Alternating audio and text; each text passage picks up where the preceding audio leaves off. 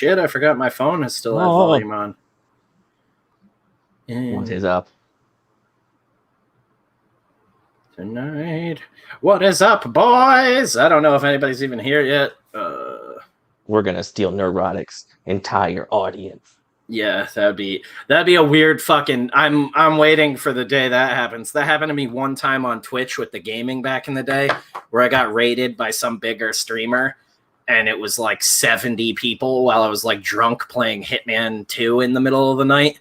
And it was the most alarming thing because it was still very much just like me now. I never like put on an act and was like, "What's up, guys? I'm here streaming." Like it was just drunk me like alone in a room by myself playing Hitman and giggling like an idiot. And then all of a sudden there's almost 100 people watching me. I was like, I don't know what to do for you guys, so I'm just gonna. Should I show my dick? Killing people, yeah. Nipple? What is up, Shogun Ronin artist? Good to see you, dude. Good to see you, Colin. Yeah. We're hanging out. You want to see my butthole? I said I'm coming in hot on Twitter, but I'm really not. I'm in like a great mood. This day's been wild. I'm exhausted from fucking moving giant furniture all day, but just from fucking. I can say thanks to the Patreon dudes. We got some film, so I can tangibly tell you guys some of your support. It's been going to some giveaway stuff, and we've been putting most of it aside for the Death Curse stuff in general because we got the big launch that we're planning out. Timetable's a little up in the air, but it's more so figuring out all the books and making sure those are top-notch for the dudes. But I took a little bit of the money, put it aside, and grabbed that Super 8 film like 2 weeks back, and we've been slowly like building up the set in our basement to shoot a little short on film. And that'll be going up on the YouTube once it's all done and edited and everything. We found a cool little doo-wop song that fits well for the part the short we're doing. So I might be licensing a song for that. So then there's no issues on the page. We can monetize the video and stuff. You guys can share it around and all that. It'll be a damn good time. Did some cooking, did my tax return. I'm looking to get $9,000 back so I can get a new fridge and more house deposit money. Fuck Whoa. Yeah, dude. And pay Jeff for sex. It's for sex, isn't it? It's always for sex. Yeah. He has the best sex in town. I don't charge. I just get tips. Yeah. Yeah, see? It's like crediting your artist first, man. It's just showing that extra appreciation, man. That's what it's all about.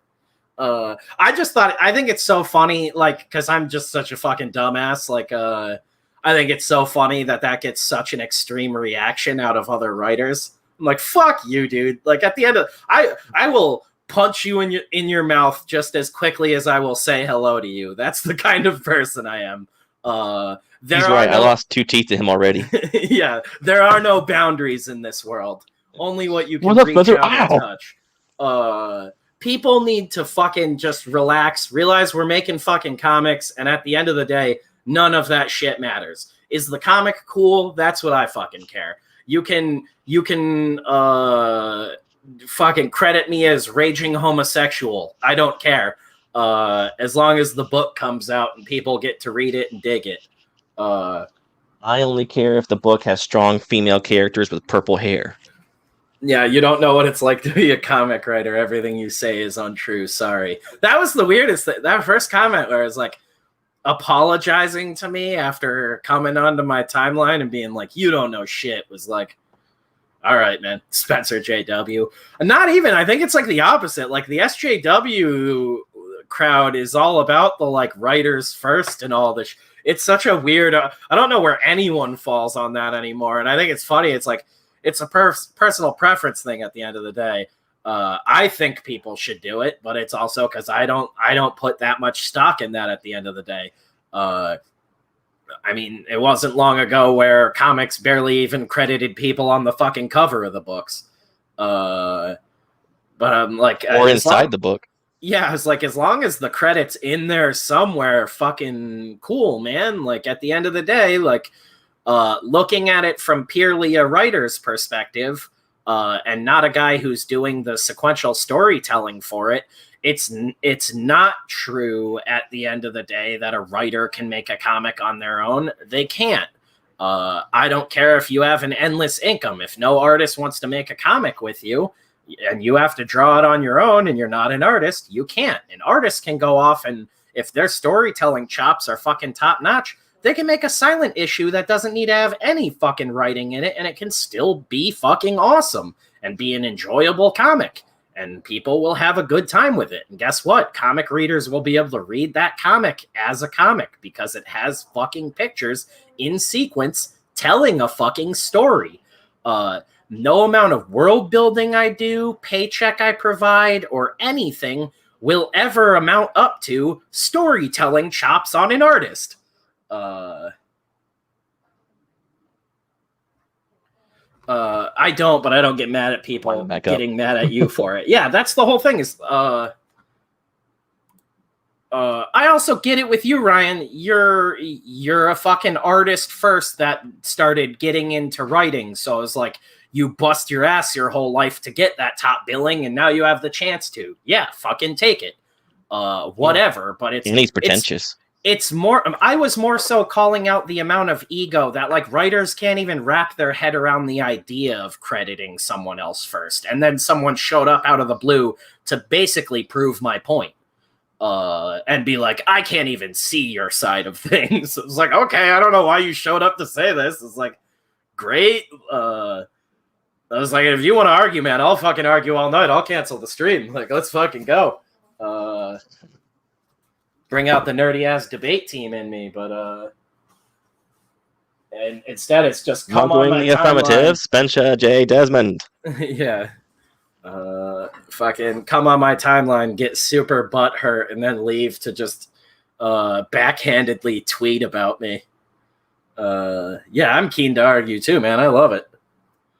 Get a little bit of my own blood between my teeth, man. Punch me in the face. Let's go. Let's party. On the bitch. He likes it.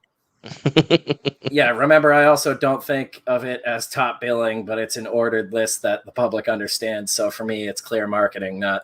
Yeah, I get that too. That's a big part of the argument for a lot of people is like, this is the industry standard, but the industry standards have been dog shit for a long time, and I've never marched to the beat of any mainstream drum and anything. So I feel like even if I wasn't so passionate about this one morally, I would do it just to be contrarian because I fucking hate the mainstream industry. I always wanted to work at the big two, more so. If I got at DC, it would just be for like Batman. I'm not a big DC guy. I've said this a bunch. I'm, like I told you off stream, I'm the kind of person where if I were an artist and I got some dog shit script in from the big two and they were like, we want you to draw this, and I thought it sucked, I wouldn't draw it because your name has to be on that shit for the rest of your life. And there's no real, like, there's not much artistic integrity, Jesus Christ, South Park has ruined me. Integrity. Artistic integrity when it comes to shit like that at the end of the day, because all these comic artists reek of fucking desperation and all need a fucking job so badly and are willing to take whatever. But if it was like, if more artists were like, yo, this is a fucking terrible script, this needs a fucking second draft or something, we'd probably see a lot more of it. But everybody just, it's all just a job now. There's not a lot, at least in the mainstream, there's not a lot of people that are treating this like an artistic craft and like trying to genuinely build it up anymore. They just think building it up is by like doing the whole forced diversity angle, and it's like it's also like the editors need to do their jobs too. Because like, did you see that Batman comic that came out where it's spelled diffuse, like diffuse a bomb, DIFFUSE? Like they couldn't even get the fucking typography right. Yeah, instead of like diffusing smoke. Yeah, we don't care about spelling anymore. We're not actually checking these scripts. What are you talking about? Well, that's we just want to tweet all day. That's seeing editors tweet out about like, hey, editors aren't your glorified proofreaders. They're there to make sure everything goes out to the printer on time and shit like that. I was like, oh, so editorial is just pre-press management now. It's not even editorial anymore. That's fucking insane to me. As soon as I read that, I was like, well, there's like no point. Like Jim Shooter, you were getting You were getting plot points and things. You had a guy to bounce ideas off of and shit like that age. And I'm sure Ryan's worked with a bunch of different editors, so I'm sure he could elaborate even more in chat, or if he wants to come in here at some point. But this whole like editors are trying to cut down the amount of work they do is insane. Because at this point it's like, why is editor a job anymore? Then why can't you just hire pre-press specialists to do all that shit and just get rid of the editor in general? If they're literally just making sure that fucking books go to print on time and that artists are hitting their deadlines. It's like that's not a hard thing to keep on top of unless you're hiring shitty people that can't hit a deadline in the first place. No amount of screaming at someone is going to make them hit their deadlines faster, and you'll learn that the hard way real fast. Thought their job was to proofread and to tell me when to cut out unnecessary words and shit. Yeah, that's like, what editors do in any other industry. Like baseline, that's what they do. And then all the other stuff with like pre-press, making sure, you're taken care of and you have everything you need. So you can tell the story and do the hard part. And then the editor makes sure that it makes sense to your fucking audience. It reads the best it can. Yeah, they're just project coordinators now. Exactly. Even typos are not up to them anymore. And it's funny because that was like step one, climbing the staircase of editorial work, is like just passing glance for typos and shit like that. The standard proofread, and seeing that constantly is insane. But also, who cares what big two editors do anymore? F them all. Yeah. I want to F them. That's gross. I mean, I've been saying that for a while. It's funny to start seeing a lot of the fans and stuff preaching the same thing of like, okay, if we're all so mad at all this shit, why are we still covering it? Like, it blows my mind. I like a lot of the CG guys, but a lot of them cover endless amounts of big two shit. And it's like, what do we get out of it? Oh, we're shocked. Like there was a good first issue of this one. Every once in a while, you're surprised. And then for the most part, it's just like, oh, this is dog shit. This is dog shit. This is dog shit. But at the end of the day, you're still paying for it and counting as a number in their books. You're still a sale. They still made money off of you. I think a lot of people are waking up to that now too. It's like the second wave of like the realization that the corporate bullshit in one end of the spectrum is just as bad as the other. And that's starting to like, it's not really a divide, but it's almost like things are settling into place now. And I think a lot of people are realizing that the extreme measures in one way or the other are just perceived as fucking stupid to the majority of people. That's why I think you're starting to see like there's like a center coming back together, Jeff. A lot of people right in the middle again. These Brett Booths that weren't so Brett Booth a year ago. All of a sudden I'm unblocked and I see him interacting with Comicsgate people left and right, man. Lots of guys like that too. That like even 6 months ago were like everybody's a piece of shit. Like the floodgates are about to open. Yeah, like you were saying off stream, Rich. I think it was off stream. The Rich Johnson stuff about crowdfunding is where the real money is now. Is like, oh yeah, the guy who trashed everybody for crowdfunding is now saying, oh, the real money's in crowdfunding. Like, oh yeah, really? Yeah. What is up, our? I thought comics were healthy. Ginge, good to see Padrino. Great seeing all you dudes. Yeah, we're coming in hot tonight. All of this because of fucking me just making another stupid Spencer comment.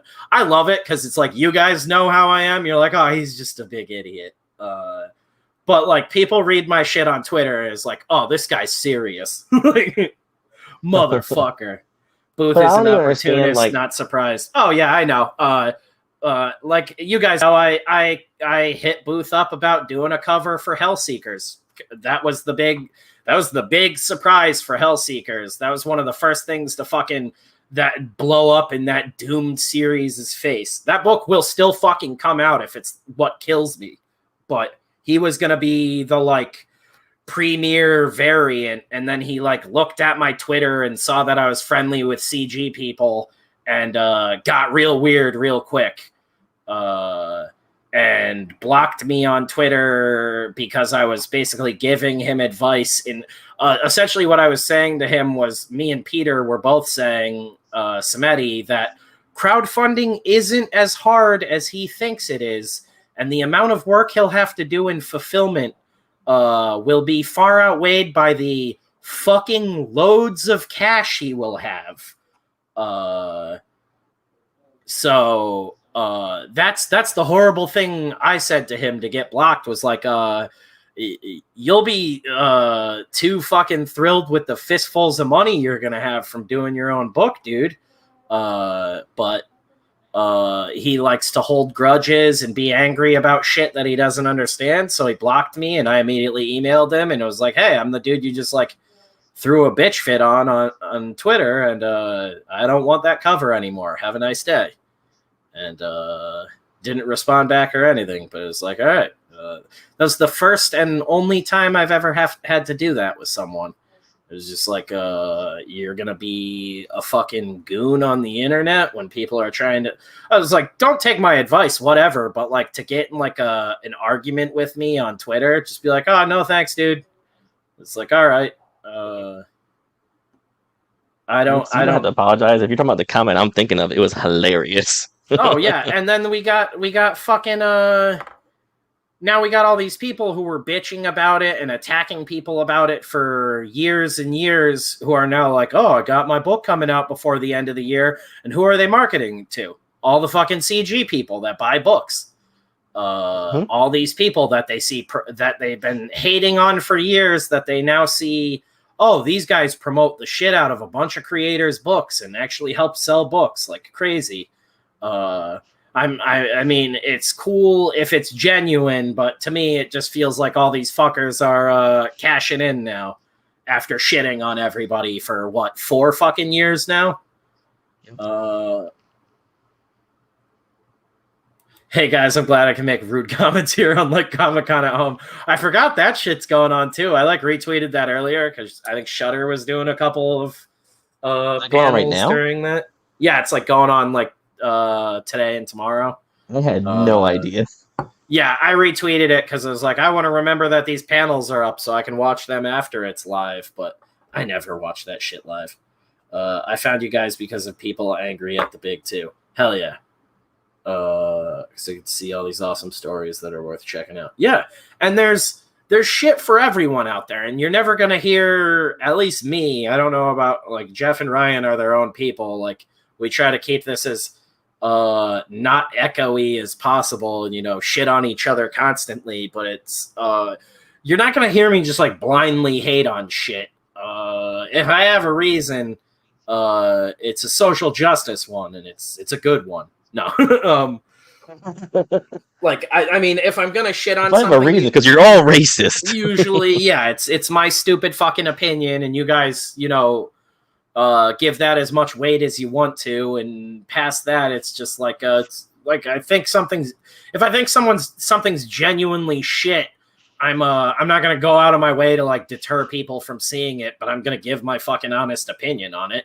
And there's sometimes I see shit where I'm like, oh, it was like really well done, just not my vibe. Like I can say that about a ton of stuff. Like that's why like the artist writer argument is like, at the end of the day, some kick-ass art I can still enjoy, even if I'm like, I'm not really into fantasy stuff. I can still enjoy the shit out of some awesome fantasy art. You can still find enjoyment in a lot of shit, but if you go into anything with like a predisposition of like, I'm gonna fucking hate this, then yeah, you're probably gonna hate the fuck out of it. You comic book say racist. Penis, El Padrino, but you can only say it in Spanish. Yeah. I think one of the first streams we did here was we said we welcome anyone of color or not to call us honkies regularly. I don't know if YouTube might get you in trouble for that, but we'll allow it. Call me honky, call me cracker. Yeah, call me Uncle Cracker. I invented that. Yeah, call Jeff a honky especially, because that'll make me laugh extra hard. Like if we can get thing going where people just show up in chat and be like, "What's up, Jeff the honky?" Then my life's complete. Yeah, honk away, baby. Is it because I sound like I honk when I talk? Yeah, it was like if racial slurs were all that hilarious, I would be like the whole world should be using them. But only honkies is the one that makes me laugh like an idiot. Please clip that. Someone clip that immediately. Everyone should be using racial slurs. Yeah, I really missed my calling being a failed stand-up comedian instead of a failed comic book creator. I could be like doing cocaine in New York City right now, slowly dying from multiple STDs. Honk for Jeffs. I'm not reading that. For just 25 honks a day, you can help Jeff.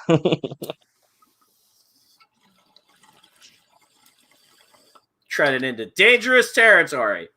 Have you seen my only honks? Holy shit. I was joking with Beth earlier this week to tell her to start an OnlyFans, a feet OnlyFans, but we'll just paint my toenails and shave my feet. And it'll be all my feet.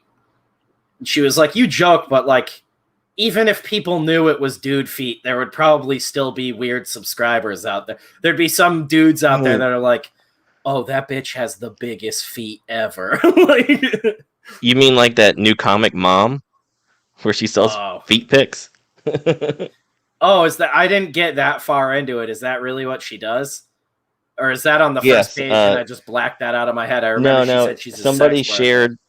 Yeah, somebody shared an additional page where she talks about taking feet pics. Yeah, you're all racist man babies, but support my new crowdfunding book. Like, I would genuinely... You were a bigot. You've got that part. Yeah, I would genuinely piss if, like, EVS did a fucking variant cover for, like, Brett Booth's crowdfund. I'd be like, nothing is real. The last 4 years was all kayfabe. It would turn me into like a comic book conspiracy theorist immediately. This has all been bullshit, man. Like, I was there day one, man. Turn Gamescape gay. I was there at the dark roast. It was all bullshit. Yeah, I was there in the long ago during the dark roast times. Putting chemicals in the water to make Gamescape gay. This is going to be the most clipped show we ever do, and Ryan's like, I'm not joining this. I'm just cops, helicopters. Yeah, there was a second shooter. Return the Cyber Frogs gay. Oh shit. My fucking Twitter is breaking. Okay. What just happened? We had a stroke finally. No, I think Hans hit me up and was like, you need a third mic, and then immediately the message disappeared. I'm like, did Hans get blocked in real time again? They got him. Yeah, I was like, wait, because I got the notification and I went to respond. As soon as he texted that, he saw a red dot appear on his chest. Yeah, he heard me say, please, everybody come on and call us honkies. And he was like, maybe not.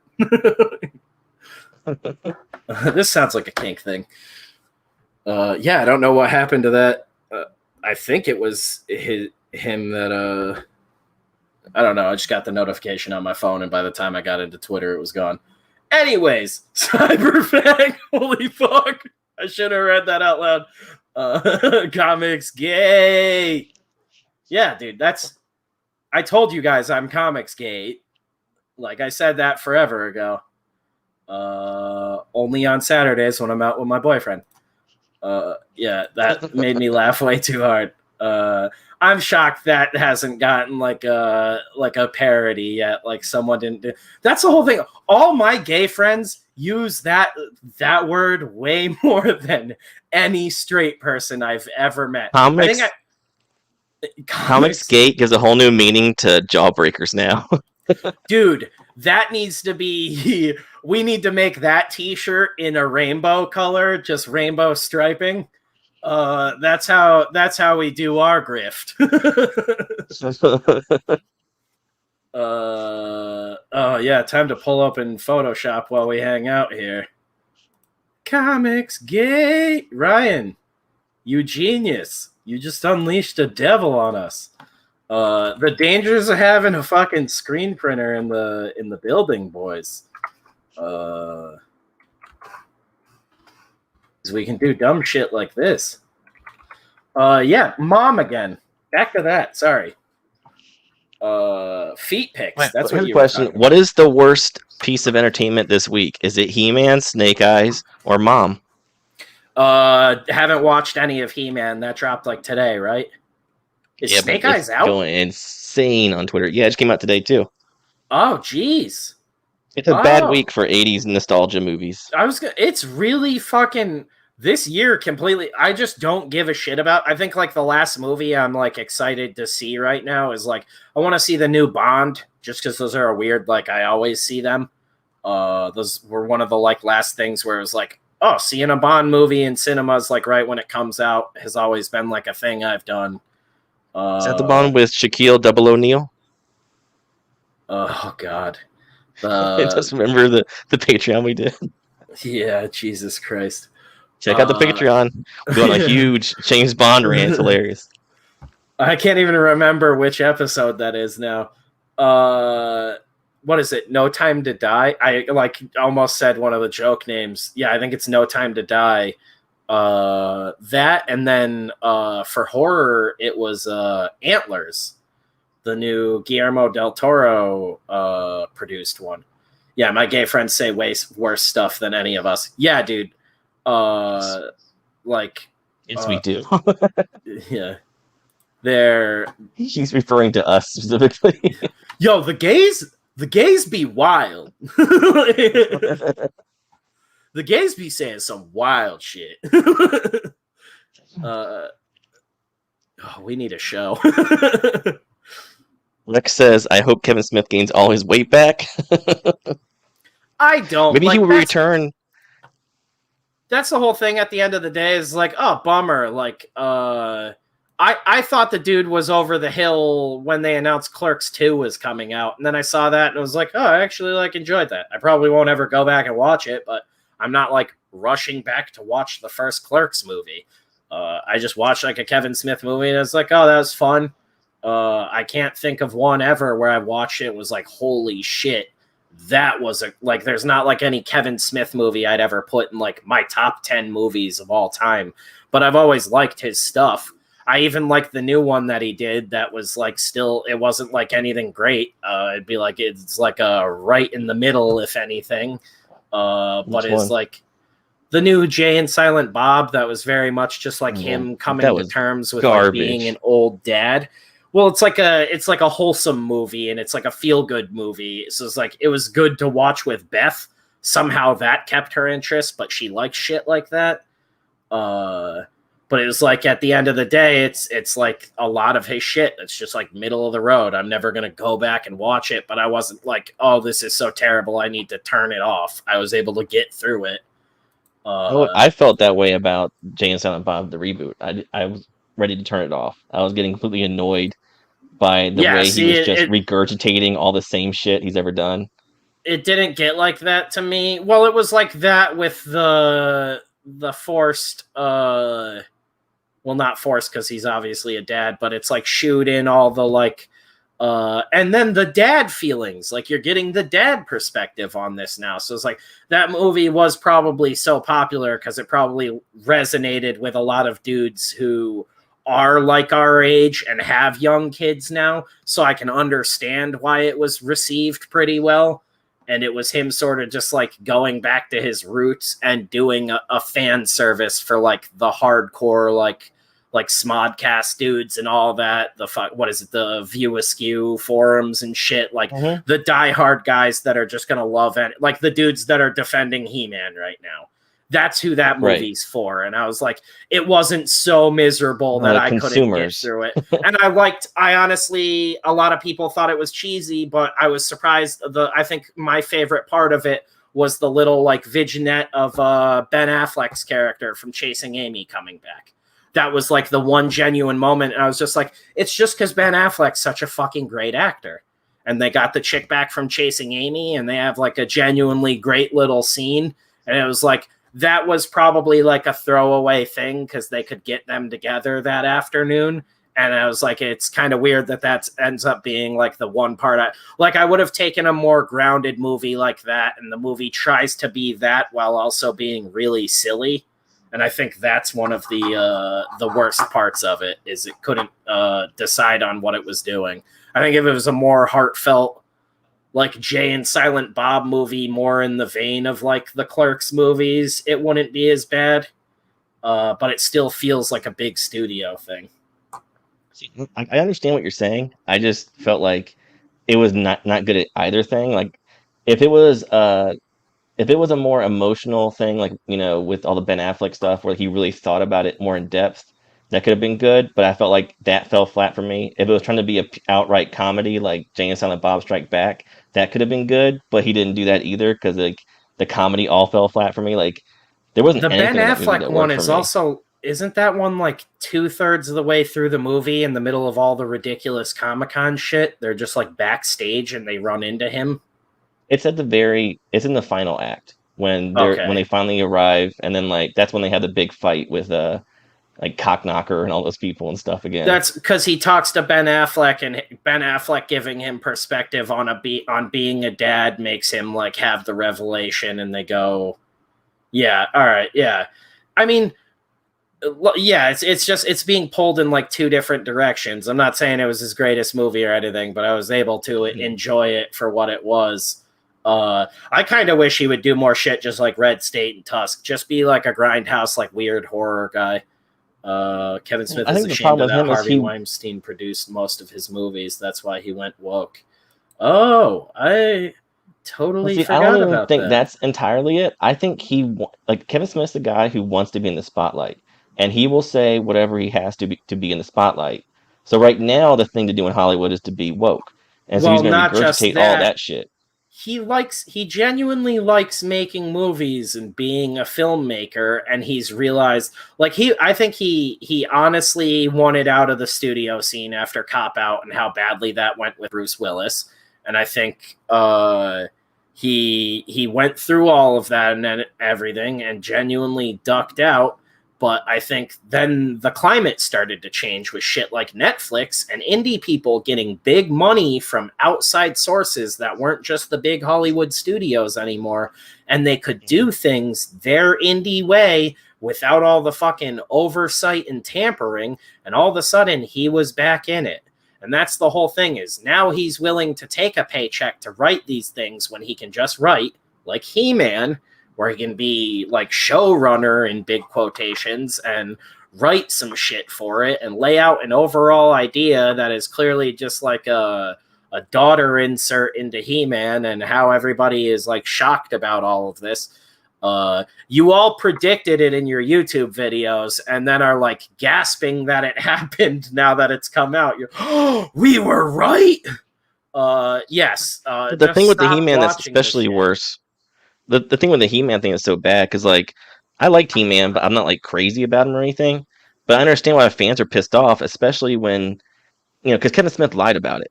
It'd be fine if he said like, "Hey, I'm not a He-Man fan, but you know, I read the source material when I got offered this job, and I was like, oh, this is actually pretty cool, and I could do something with it." Instead, he was like, "Oh, I've always been a He-Man fan. I knew everything about it. Blah blah blah." And then he gets called out for being fucking full of shit. Yeah. Like, just be honest. When and like, don't be the guy that like says, you know, oh, people on the internet are being such babies, when you made your entire career of shitting on movie properties and comics. Like what he did to Clownfish, for Clownfish essentially being like Kevin Smith light. He's literally like one of the nicest people I think I've witnessed on YouTube. I'm gonna ruin his name with that fucking KE. What is it, like Neon? Neon, like that. Neon. Yeah. Neon and Geeky Sparkles. That's what it is. Yeah, everybody always says Geeky Sparkles, and that never clicks with me. But Neon, I always remember. Really fucking nice people. They're really nice on Twitter too, and they're wildly reasonable. and seem to do a shitload of work in all different fields. Neon They're is not talking out their ass either. Yeah, and well, that's the whole thing. I'm not super familiar with them, but you can tell there's a wealth of knowledge between the two of them, and like what Kevin Smith did to that dude is super fucked up. And then there's not like a retraction or anything, because at the end of the day, it's just some random YouTuber guy, but it's like he's literally doing like something that he could potentially say he fucking grew up witnessing Kevin Smith doing. Yeah, literally. I mean, like, remember the Evening with DVDs? You know, he did a whole segment shitting on Superman Returns, justifiably, but like that was his whole thing. And now when people are doing it about his project, all of a sudden, oh no, you guys just must be doing because you're a misogynist or whatever. It's like, no, people don't like that you took a property that you lied about, you know, caring about, and then changed it from what they all loved. It's very simple. Very cool, and usually have better info than almost any of the whiny YouTubers. Yeah. That's the whole thing, too, is like Clownfish, wildly reasonable, completely right in this case, too, and in a lot of other places. A very good place to just get your comic book news. If you're looking for, you know, a concise, succinct place to find that. And it's kind of, from what I've experienced, doesn't lean one way or the other way politically, because they're just focused on the fucking cool stuff you want to know about, like it should be. And in this case, they were right about something. They got completely fucking smeared for like what, almost a fucking year. Yeah, like and they even said from the get-go, it's a rumor. Yeah, and yeah, no, because they treat it like real journalism. And, you know, they're still very respectful for the most part, but I wouldn't be surprised if that's out the window now. I'd be like, fuck you, Kevin Smith. Oh, no, they did on the last episode I just watched of them. Geeky Sparkles, who's like the most sweet, you know, kind person on the internet, is going like, you motherfucker. Every state should be a mutual combat state, and dudes would need to sack up more often or look like bitches. Absolute fools. You just show up to a convention and be like, let's go talk this out or handle it. You want to fucking run your mouth and smear grown men on the internet, because you can, but there's got to be repercussions of some time. I'm not saying going around beat the shit out of everybody, but like people need to start owning up to their bullshit. I'm not saying cancel the dude. He shouldn't work ever again or anything like that. But it's like this age of like no accountability or responsibility for anything is breeding like the shittiest people of all time. Egotistical fucking dickwads, and it makes me not even want to go outside. It's like I understand why there's so many fucking bubbles of people all over the place now too, because for the most part, everything just devolves into a stupid fucking argument and like childish name calling. Like in this case with a fucking Hollywood celebrity. I'm not a violent guy, but there's a few anti-Alterna creators that I think I might just punch. Yeah. Currently playing How Many Bodies Can You Hide in a Shady Hotel Closet Without Getting Caught? There should be a shirt, like instead of punch Nazis, punch anti-Alterna creators, like this super long shirt. Only the ones that really is kind of clunky. Has all these caveats underneath of it. Well, it's like, it's funny because Alterna, like Pete will even say it, Alterna's like a small indie company doing the comics that Pete wants to release, quality stuff that he thinks is good and that he thinks other people are going to enjoy. But he's, you know, a one-man operation running all of that, and it's growing every day because of his hard work. But Alterna isn't like Image or the Big Two or anything. So 9 times out of 10, when you see somebody really going hard at Alterna, it's because that person got a rejection on like one pitch and they just crumpled and turned into a monster about it. Which is like, if that's the case, you have no resolve and you're never going to make it here. Like, if that first dent in your armor fucking completely folded you into that, like, you are fucked, dude. In most industries, you should probably just go get the fucking McDonald's uniform and get to work climbing that ladder. Because, like, the first 5 years of trying to do this was just, like, casually going to conventions and trying to show my stuff to people and pretty much getting laughed at, and like never having anyone really willing to tell me what the fuck I should be doing or anything. Like, it was a lot like the tattoo industry when I started working in a tattoo shop, where you meet a lot of people that basically act like, if I teach you all the secrets of comic books, then you're taking food out of my mouth and off my family's table. Any potential job out there, if there's another artist in there or another writer in there, that's one less job I can get because that guy got it now. And that's really how, like, a lot of pros will make you feel early on when you show up. I'll say some of them are really friendly when you first meet them and everything. But if you're not a little kid and you're like an adult and you open up and you're like, hey, I'm trying to get into comics, there's a lot of fucking people that are immediately standoffish with you or treat you like you're wearing a helmet immediately. Tom King, the CIA spook. He needs to be more. No, Morlock says you got it pulled up on screen. Yeah. And that's what I'm saying. Like, he needs to be more like his character Silent Bob and shut up. But he can't because he likes the drama. And yeah. I first became aware of that when he got in his fight with Adam Carolla like 10 years ago. And I go, oh, it's not that people are being shitheads and he's talking about it. It's that he loves to stir shit up. He's made his entire career off of it ever since becoming famous and doing all these speaking engagements. That's what he does. He's a fucking internet troll. He's always been a troll. He's like a pot-smoking shit poster. That's what he's always been. And everybody, again, it's like, we keep acting shocked that we're like waking up in the same bed we went to sleep in.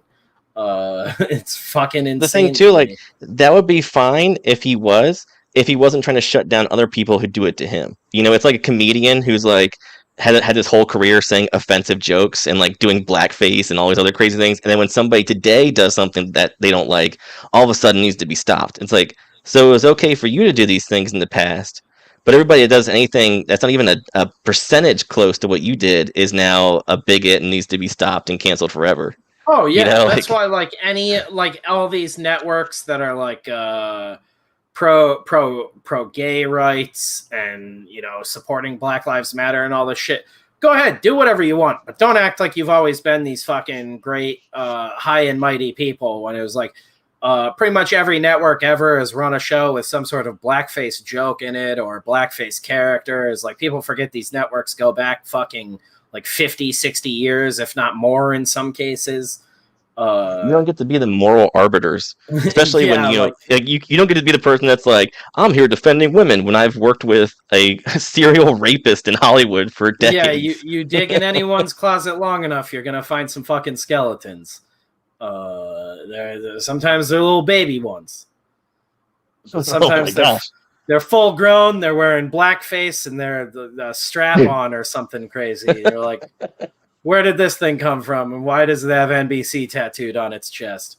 And that's just Harvey Weinstein's house. Yeah, right.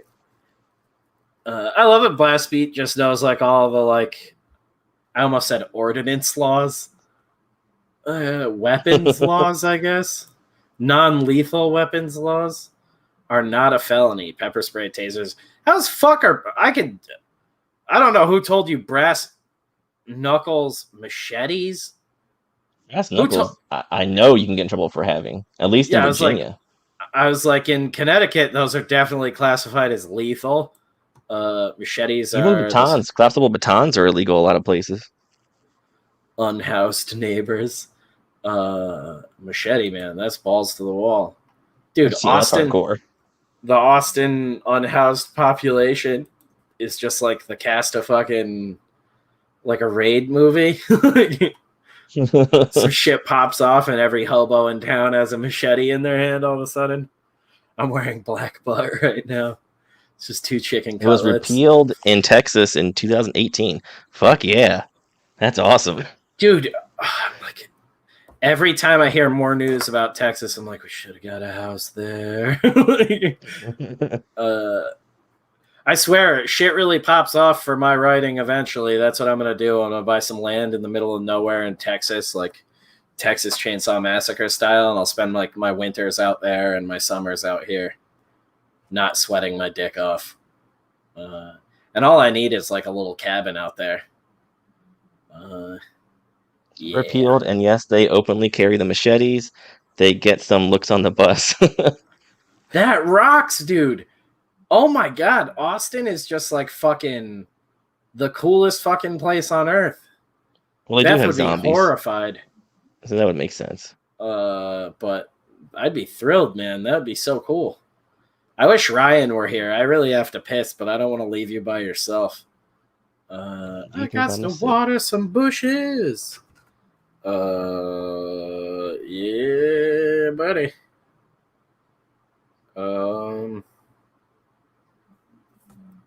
Trying to think. There's a bunch of other crazy shit. It's been a weird day. Well, the other property that came out that everybody's pissed off by that I actually care about is Snake Eyes. Oh, I'm a huge G.I. Joe fan. And apparently it is a garbage movie, and Snake Eyes doesn't even wear the costume till the very final scene in the whole movie. And he also ends the movie still being able to talk. So that means in the sequels he's still just going to be a dude showing his face and talking. Yeah, so that Asian guy still has a job. But that's the whole thing. They're probably changing it up because that's the same thing with The Mandalorian, where like first season they were like, "Oh, the helmet's never coming off. We're never gonna know what his face looks like," and then it came off immediately. And it was because you found out fucking what is it? Pedro Pascal like argued that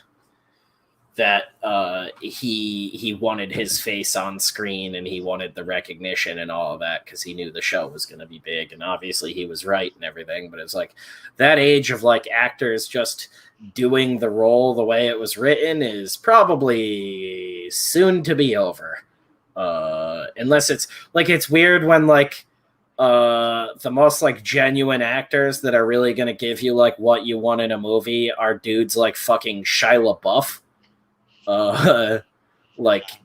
You get that guy involved in your movie and evidently he is just like full throttle going to do whatever the fuck you need to make your movie happen, and that's rad. Like that's how it should be in like a creative team. What's up, buddy? Hey, am I crackling? Am I coming through poorly? You're a little weird. You sound like you're in a room, a small room. Am I even here? Yeah, you do sound like you're locked in a closet. You man's locked in a closet? I was trying to give Spencer a break because I'm on my iPad on my headphones. I never use this. Trying to give Spencer a break? I was just trying to give Spencer a break. Sorry, this is going to make things worse. I'm out of here. Oh no, okay. You can totally I'll rant about Snake Eyes for a bit. You go pee. Yeah, this is great. Oh, I'm gonna pee hard, dude. I'm full of lots of whiskey. It's gonna be a minute. So you guys just hang out. It's fine. As long as Ryan can hear you.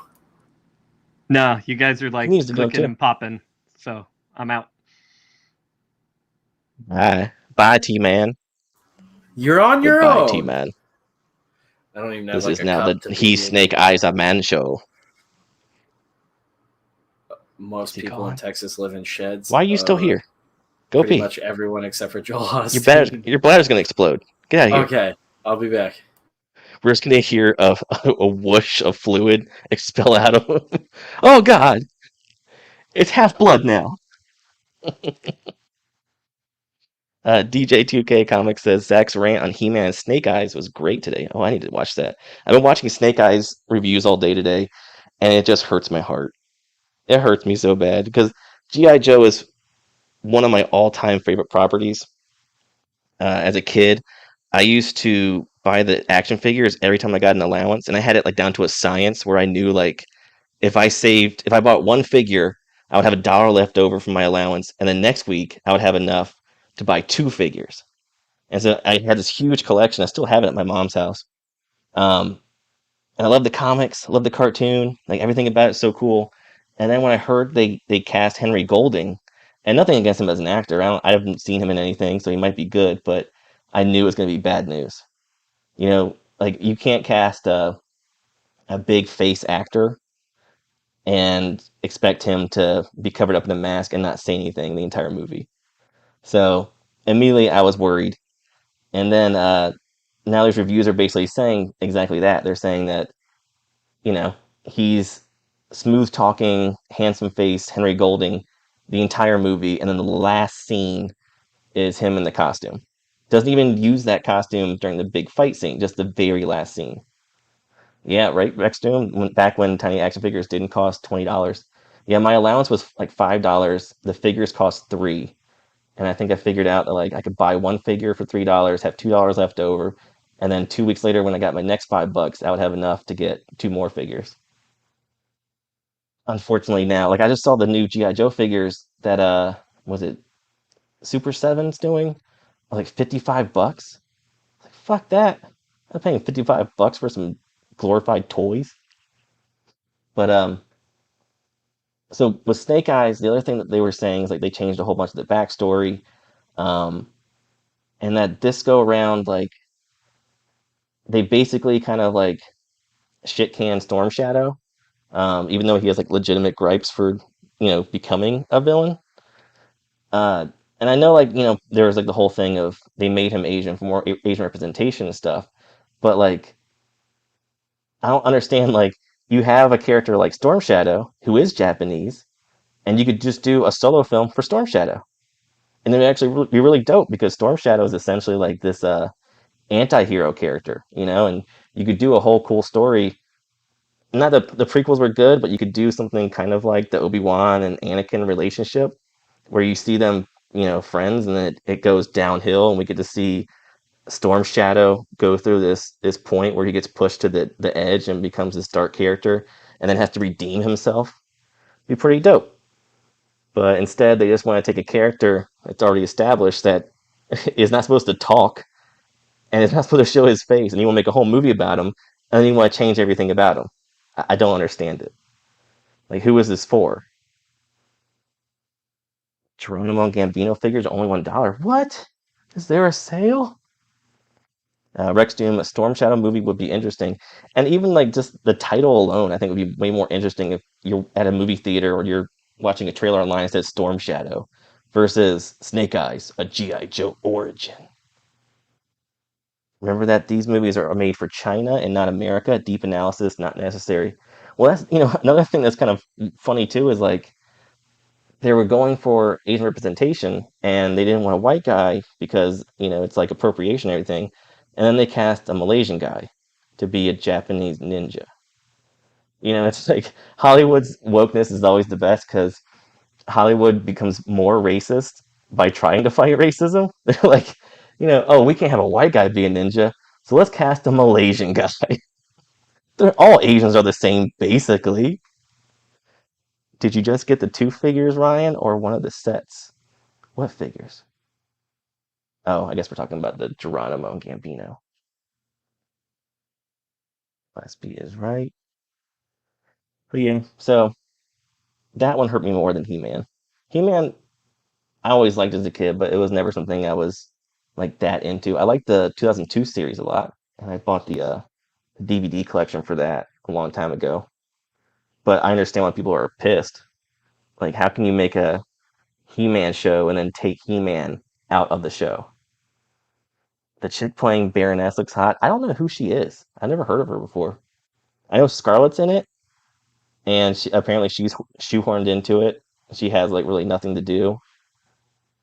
I won't watch the movie. I know it's just gonna annoy me to see Snake Eyes without a mask and talking the entire time, just gabbing about.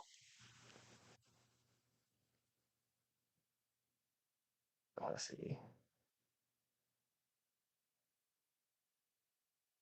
So yeah, It is what it is. Just got to move on. Just come to terms with the fact that everything coming out of Hollywood is just gonna be trash. Wait until Snake Eyes cracks a joke. Apparently, that's all he does in this movie. I watched some of the reviews, and they were saying he was very roguish, basically just mugging to the camera and stuff. So I don't know. I would love to see a really good GI Joe movie. I didn't think the first one they did, the one by Stephen Sommers who did The Mummy, was a terrible film. It just needed, it needed to be reworked. There were dumb things like, one of the whole things about GI Joe that was so cool as a kid is that every character was different. Like it was true diversity. You had Asian people, black people. Like they could have made a Jinx movie. A Jinx movie would have been awesome. And then you also get like the female aspect of it. But that first movie, the fun of it was like all these characters were different backgrounds and everything, and they also had different costumes. And in that movie, all they did is just put everybody in these black armor costumes. It defeats the whole purpose of G.I. Joe. It's how distinct they are, how individual they are. Cobra Commander is not allowed to wear a hood anymore. I know. I saw that. Oh my God. YouTube fucking blocked my comment. I was wondering why you didn't read my comment in chat, Jeff. I didn't see your comment. I said I can't turn it off anymore right here, because right before that, you said Snake Eyes, something about him like smiling at the camera or something, and I said Snake Thighs, a G.I. Ho origin, and I was like, that's the perfect porn title, and I was like, I can't turn it off anymore, man. I'm just always in podcast mode. And fucking, it just said, I can't turn it off anymore. And I was like... Yeah, I don't see the other one. Yeah, YouTube blocked it, which is insane because it's our channel and me commenting as the moderator of the channel. Rex Doom says, I didn't care much for the black X-Men costumes either. I agree. That's the whole point. Like, people love seeing their characters adapted faithfully. It's part of the fun of it. Snake Thighs, a G.I. Ho origin, doesn't even have anything bad in it. He's still on the comment. Sorry, we're gonna be hearing about this all night. 2 hours later, I can't believe they did it, guys. Yeah, I spelled ho, H-O-E. Like, what the fuck? He just never hit send on the message. No, it's in the chat. Like, I can send you the picture of it. It went through into the chat, but it just didn't come through in the actual, like, other end. Which means that YouTube fucking, like, screened it. They've done that before with shit. The only thing I have it set to screen is for, like hardcore racist slurs. You can't be saying that shit in chat. You can get right next to the N-word. We've found that out by people coming in the chat and saying insane shit. But, you can't outright, but you also can't say Snake Thighs, a G.I. Ho origin anymore, which that damn really... Cobra Commander showing up, dropping it. Yeah, right. Yeah, that's why they won't let him wear the hood anymore. You gotta stop saying it, man. Woodblock, you're a... Yeah, they can't see my Cobra face. Commander. But you but the thing is, he doesn't even... Yeah, he doesn't say it like a regular bad person would. He screams it like he does everything else. He's like, N-word! Yeah. Yeah. Okay, Horigin work, but does Horigin work with the W? Oh. So far, so good, said Benjamin. I see that one.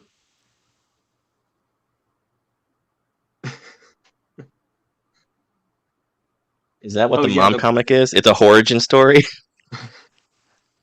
Oh, the mom comic. Is that Kiza Waliva, Quiza Clita Laquifa? What? Clita Laquifa. Ryan, you have a stroke? Yeah. Oh, God. What's her name? That porn star that's now making a comic. Oh, no, there's a porn star. There's a porn star? Khaleesi Rashad.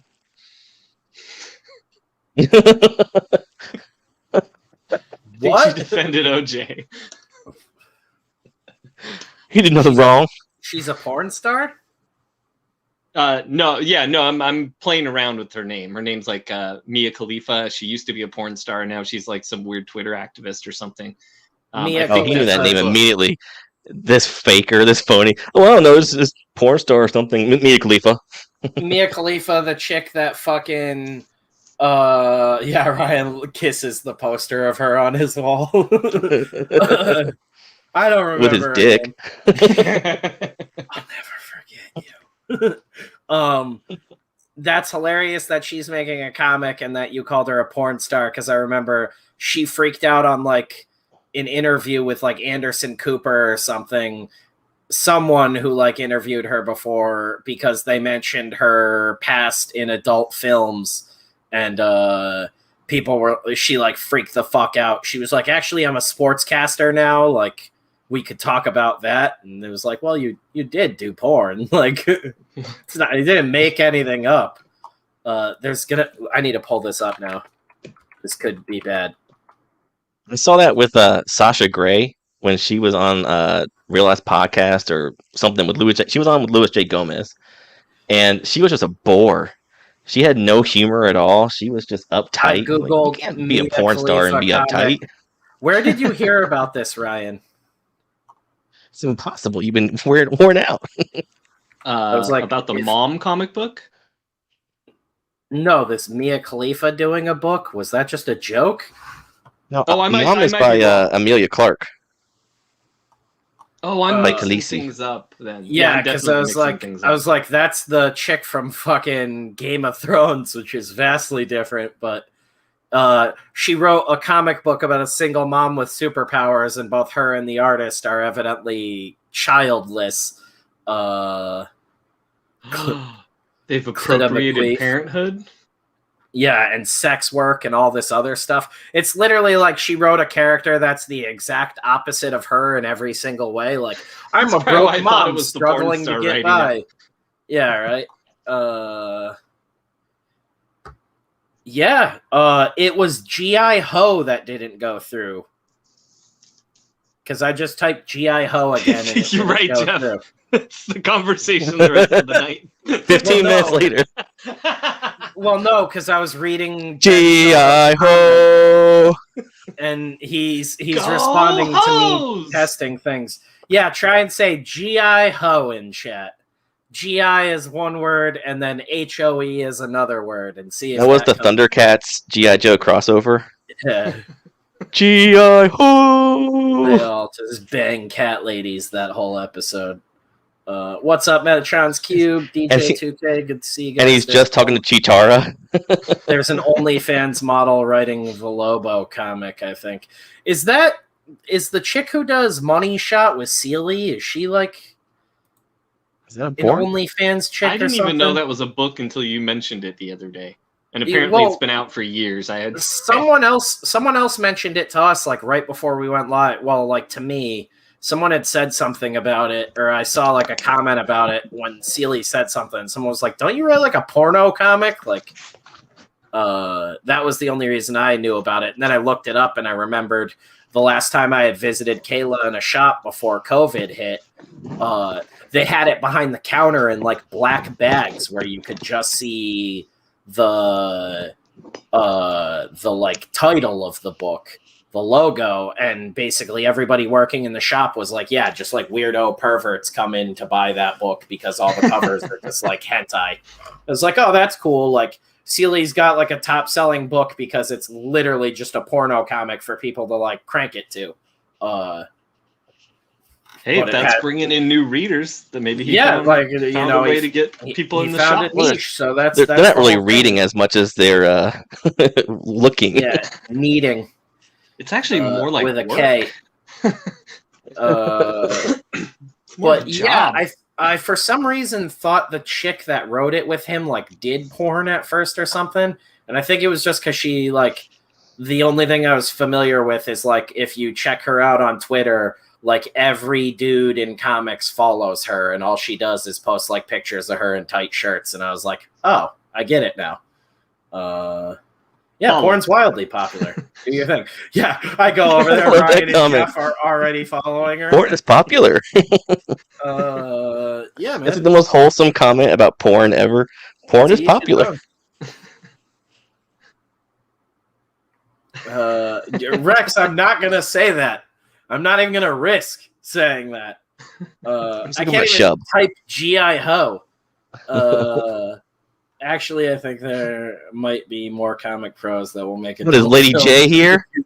Yeah, it's gonna be a total 180. Instead of leaving porn to get into comics, comic creators are gonna leave comics to get into porn. I was honestly kind of expecting that in the middle of like COVID for like I was like, who's gonna be the first one to be like started in OnlyFans? Like comics ain't paying the bills anymore.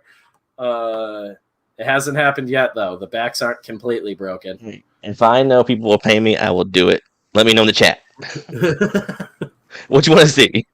Jeff's gonna be beating it on the internet next week. Oh man. It literally took no convincing. Yeah, guys, I can't stream anymore. I got my own thing going on. Yeah. Jeff's making like 6 figures 2 weeks into it. Just I'm gonna be riding a Sibian later tonight. I got a different type of stream I'm going to be performing later. Yeah, I was actually thinking about. Oh, I'm streaming.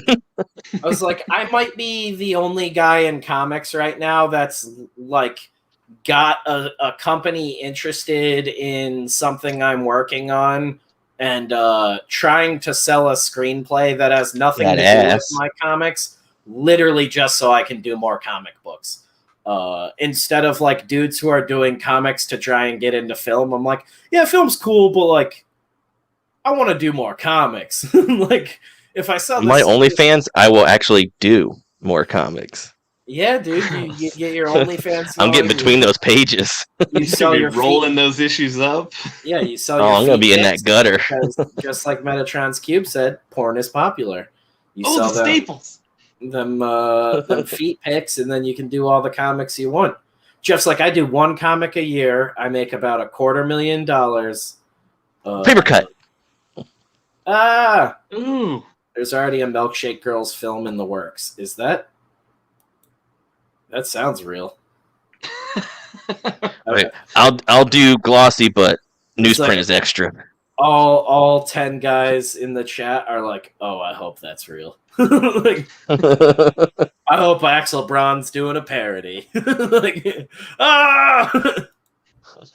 Tired girls look like hot versions of the milkshake editors. Yeah, that's not a weird gray area. I was like, how do I even say that? Because I don't even like talking about that.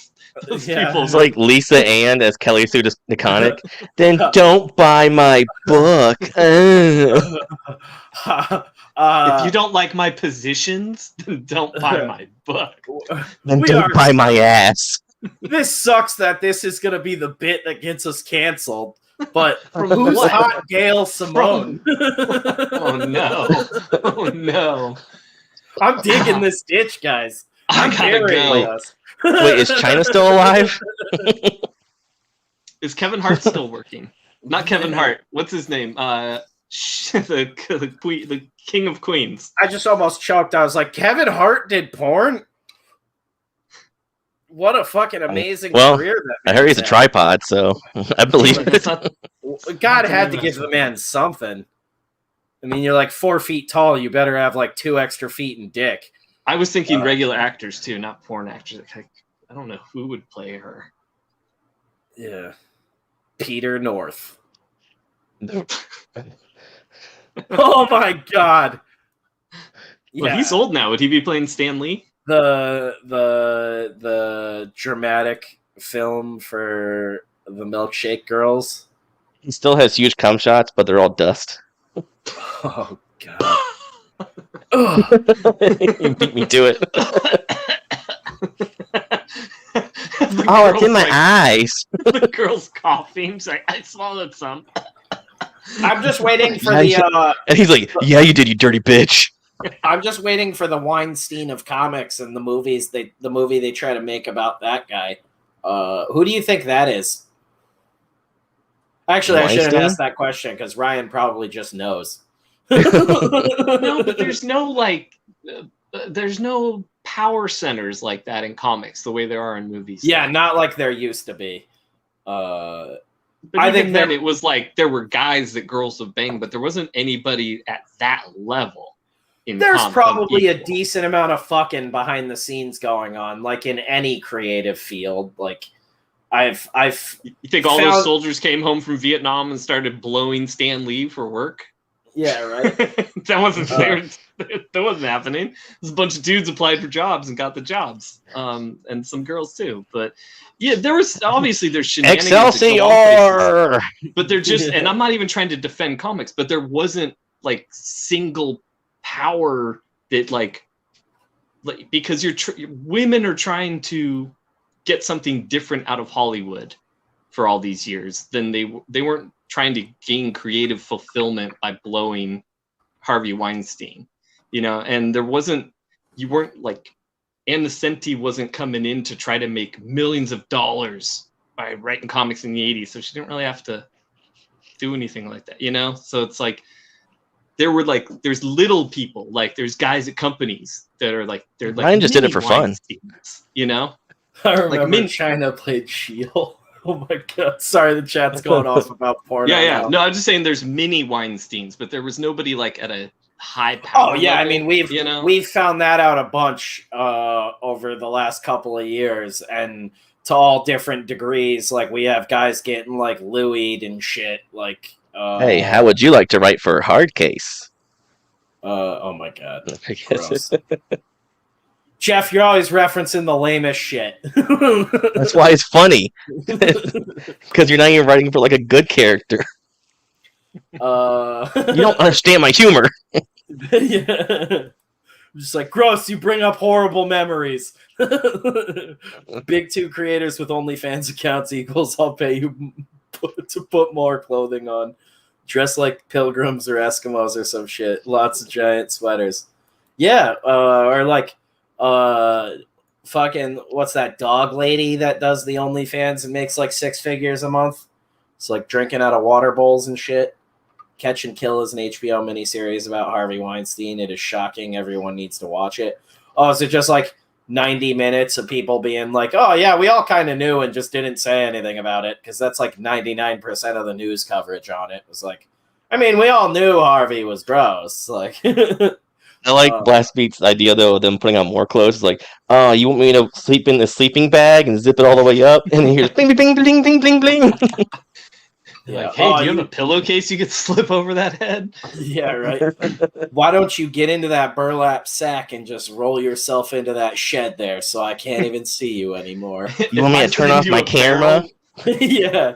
Should I log off? Will you seal yourself in it? Donate now if you want me to end this stream early. It's like it's going for 10 seconds.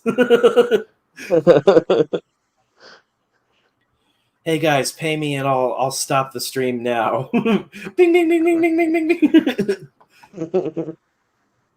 What is that? My oh no, my Love Ends is going off. I put it in my husband's ass.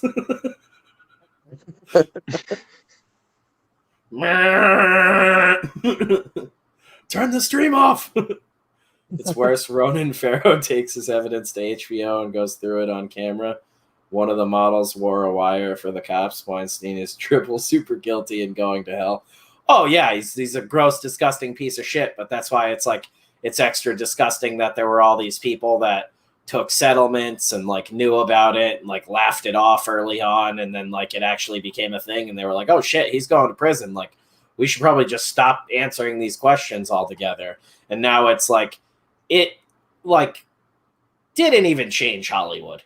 Everybody's still a piece of shit. That's like the whole thing is like we're realizing it in comics right now. Is there like everybody's acting shocked, like, oh my god, such and such big name creator is a horrible piece of shit. Oh, who knew? And it's always the person that's made it to Hollywood, and you're like, yeah, don't be surprised.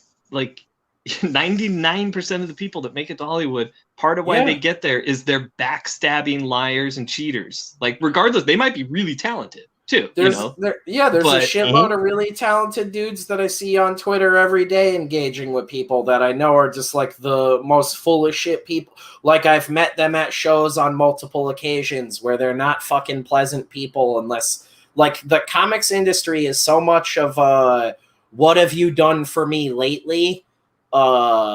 That like it will always be a club. I don't see it ever changing because of that, and it's not just on like an editorial level or a corporate level. We're hearing about it now in the indie scene, technically, with image books, which is why I said like a lot of people put the image stuff almost on a bigger pedestal. Like the image deal is almost better than the big two now. If you get an image deal where the book sells really good. But we learned today that that's not the case. Some artists aren't even seeing fucking royalties on the back end of books. They're getting their page rate and then they're getting ignored. Tarantino said it best. Modern Hollywood doesn't have people like Robert Mitchum or Cary Grant walking around anymore. The modern actor is a self-serving fancy boy. Career greater than rape allegations. And that's the whole thing is like we got to watch the industry in real time essentially try to like soft cover for that fucking dude, and then when they couldn't anymore, they all sort of just shut the fuck up. But then The other thing too, don't even forget about like for decades, all these scumbags were signing petitions to allow Roman Polanski back in the country, and they would go to fly to France to work with him, a guy who raped a child. Oh yeah. You know, it's like they don't have any fucking right to get there and get smug with anybody or talk about anything. You guys actually wrote a petition for a child rapist. You sick pieces of shit. Like, what the fuck is wrong with you? This isn't as bad, but YouTube randomly last night recommended me the video where Robert Downey Jr. gets up on stage for an award and like asks for forgiveness for fucking Mel Gibson. And Mel Gibson is like on stage with him, and it literally makes Mel Gibson like cry on stage. And it was obviously after his tirade and everything. I'm fucking in love with a Jewish woman. I got nothing against Jews. When Mel Gibson had that tirade, I was like, whoa, that's wild. That dude's got some deep-seated shit he's got to deal with. And he went off and he dealt with it. Whatever. Or he didn't. Who fucking knows? But he's also a guy that's interesting because, you know, he had severe alcoholism issues, and like he almost lost his career early on after Mad Max. And he helped people like Robert Downey Jr. to get off drugs, you know, and he also tried to help Britney Spears at one point, some other actors and stuff like that. That's what I was gonna say was like that's why Robert Downey Jr. is like doing this is basically like he was like, when I was the biggest piece of shit, Mel Gibson was the only one in this crowd that came out of nowhere and helped me get clean. No one else did, sort of thing. And he doesn't call people out like that, but he says straight up like Mel Gibson's the one that came to me. And then when Mel Gibson relapsed and had a fucking rough one and basically destroyed his career, he's like, I'm just asking, you know, the dude apologized. He did his time and everything. Like, at what point do we let people get back to being normal people when it's not, you know, he didn't fucking kill anybody. He didn't rape some fucking kid. It was words. He said some dumb shit while he was like obliterated out of his mind. Like, I'm sure I've said some really dumb shit too. You know, he's a true addict. He is a true alcoholism problem. And he was plastered out of his fucking gourd. I'm not even defending him in this case. What I'm saying is the video, Downey Jr. fucking says all of this and like asks for forgiveness for him. And the crowd is like hesitant to like clap and agree at first. And I'm like, it scans the whole crowd. And like, everyone here is like a piece of shit. I think at one point Matthew Broderick is shown on screen. And I was like, that guy straight up killed a person. Ran a guy over, and then I think drove home and like tried to avoid it for a little while. I got caught after the fact because he was hammered, like fled the scene after killing a guy. Is like, you motherfuckers are horrible. We gave fucking Caitlyn Jenner Woman of the Year after she killed a guy, or a woman, I think, actually, in that case. Well, a woman and a guy, because Bruce is dead now too. Oh damn! Double murder, double homicide. End the streak. Yeah, No, double don't really, homicide, and she gets Woman of the Year. Amazing. What can she not do? Broderick was drunk on semen. Yeah, it's fucking insane, man. But that's what I mean. Like, you don't be throwing stones in glass houses. Mel Gibson's gonna get blasted and hate Jews every once in a while. I guess we're just gonna have to choose whether we love him for him or hate it for him. He's doing a fucking, what was it? They just announced like today he's doing a movie on like the Rothschilds or whatever. Rothschilds. Yeah, it's awesome. Yeah, I was like, I love that he'll he's be just going dead deep in, into like, a his month. conspiracy stuff. Yeah, he'll be dead in a month. It was great having him while we did. Just watched The Patriot again like a couple weeks ago. It's fucking Mel rocks. Yeah, we're gonna be finding fucking Mel Gibson in a ditch. No, he's gonna go full Mel Gibson character. These movies have all been training for him. Yeah, All these films he's been doing, they aren't just for entertainment. Working They've been his training. way He's up. gonna be Australian again too. I mean, hearing about that fucking Viking movie, he got canned because of that tirade. That sounds like Leonardo DiCaprio stole ideas from it and went and did The Revenant with it after the fact. But I don't even think DiCaprio wrote The Revenant. I think just happened to get into some weird Western that was similar to it. But evidently Gibson had this thing just called Berserker, and it was going to be like a serious like period piece like he did with Apocalypto, but it was going to be Vikings and like really grounded Viking story. And Leonardo DiCaprio was signed on to play the lead, and Mel Gibson was the secondary main character. They were like two Vikings together, and I was like, holy fuck, dude, this sounds This is already insane. my favorite movie ever. There was like I read two part of the drafts script. of the There's script done. Yeah, there's a leaked piece that's I supposedly read a part where amazing. he there's a great line in it. He goes, "Would you like to suck my cock, berserker?" It's gonna be awesome. I'm so looking forward to it. But yeah, no, it sounded rad. And basically, like the day after the tirade, Leo was like on a red carpet event, and they were like, "Hey, are you doing that Viking movie with Mel Gibson still?" And he was like, "Absolutely not." Just like walked away from the camera.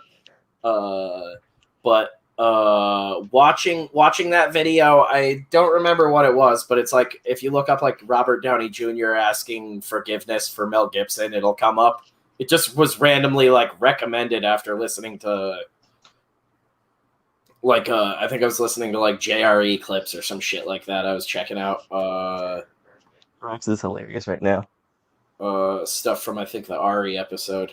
But yeah, fucking it was really weird to see like all of Hollywood like, do we forgive him for saying bad words? Like, is that allowed? Oh my god, dude, Rex is off the deep end tonight. Never forget, Mel Gibson has a streak of making some of the most violent movies of all time. Braveheart, The Patriot, The Passion, and Apocalypto are all hard to watch. It's you watch it hard. Yeah, Payback is also one of my favorites, but it's like there's like a weird cut that's like a director's cut. Yeah, and I think by hard to watch he means they are brutal films. Yeah. Dude, I watched The Passion once. I'm not like a super religious dude or anything, but I watched that once and I was like, all right, that's enough for me. Like, it's like, I don't think I ever need to see anybody get their ass beat that hard ever again for any reason. Like, It's a brutal movie, but it is really like a really good movie. And I love his interpret. I never saw. I love his interpretation of the devil. It's all shot beautifully and everything, but it's super fucking intense. I was like, I found myself like holding my breath and gasping a lot during that movie. And I just saw it that one time. Was like, yeah, I don't ever need to go back to this. I know a buddy whose family is like super religious, and yeah, they watch it like once a year. And I was like, that sounds like punishment. And no offense to religious people, I'm just like, that movie is genuinely hard to watch by the time you get to the end of it. It's also very long from what I remember. Apocalypto also 3 really days, right? brutal to a point where you're like, holy fuck, man. Yeah, the whole movie is 72-hour long Mel Gibson movie. It's Jesus getting his ass beat for fucking 3 days straight. In Aramaic. Yeah, dude. I Brutal. don't even know what he's saying, but it sounds sad. Hey, wait, time out. Jeff and I have good names tonight. You should adjust the format so we can see our names. All right, go on. Yeah, I haven't read your entire name. Oh my god, of course there's more to it. Hey, man. Yeah, I got my loophole. And the masturbators of the Uniton. The YouTube censorship. I can just be G.I. Ho in name. G.I. Ho! Yeah, I'm not a religious person whatsoever, but some of it got to me.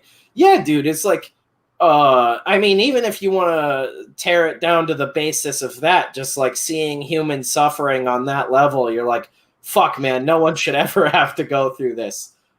We should all be better to each other. And that's kind of like what you're supposed to take from religion in the first place. So it's effective. Like, but by the end of it, just preach to us? Yeah, by the end of it, well, you should get some sort of.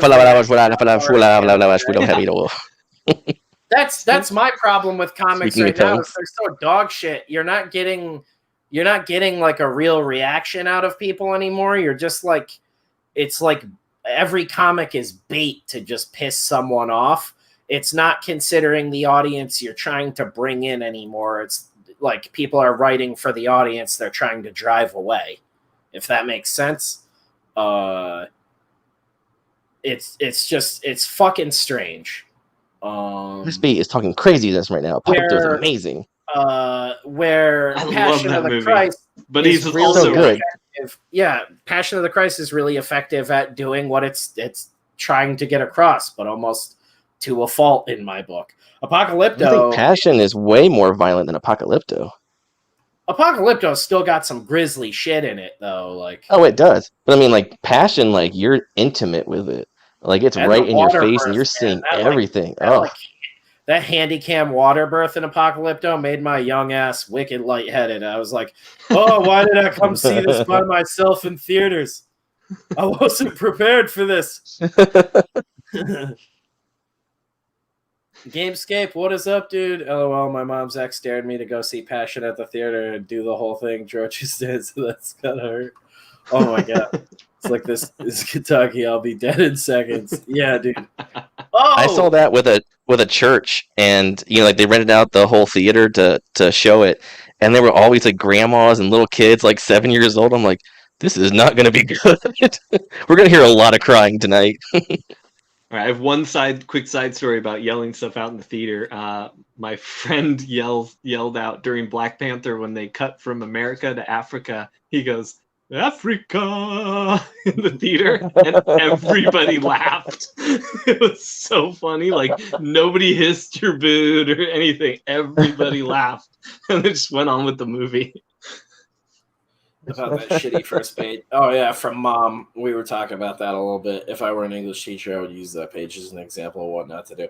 Yeah, it's awful. It's genuinely terrible. It was weird that like that just randomly came up to me, and I seemingly got ahead of like a bunch of people on that, because like right after I tweeted about that, 2 hours later, like a ton of people, like YouTubers and shit, I started seeing that everywhere, and I was like, oh wow, I got to some bullshit before other people. And I said some real middle of the road, like lukewarm take about it. People were like, yeah, you're right. This shit sucks. I was like, yeah, but this is why. It's like the art. I feel like I agreed with a couple of people. I feel worse for the artist, but that's where that's like that artistic integrity that we were talking about comes into play. Was, are you swallowing that and taking it as a paycheck? Or do you actually have the balls to be like, this is shit and I don't want my name on it.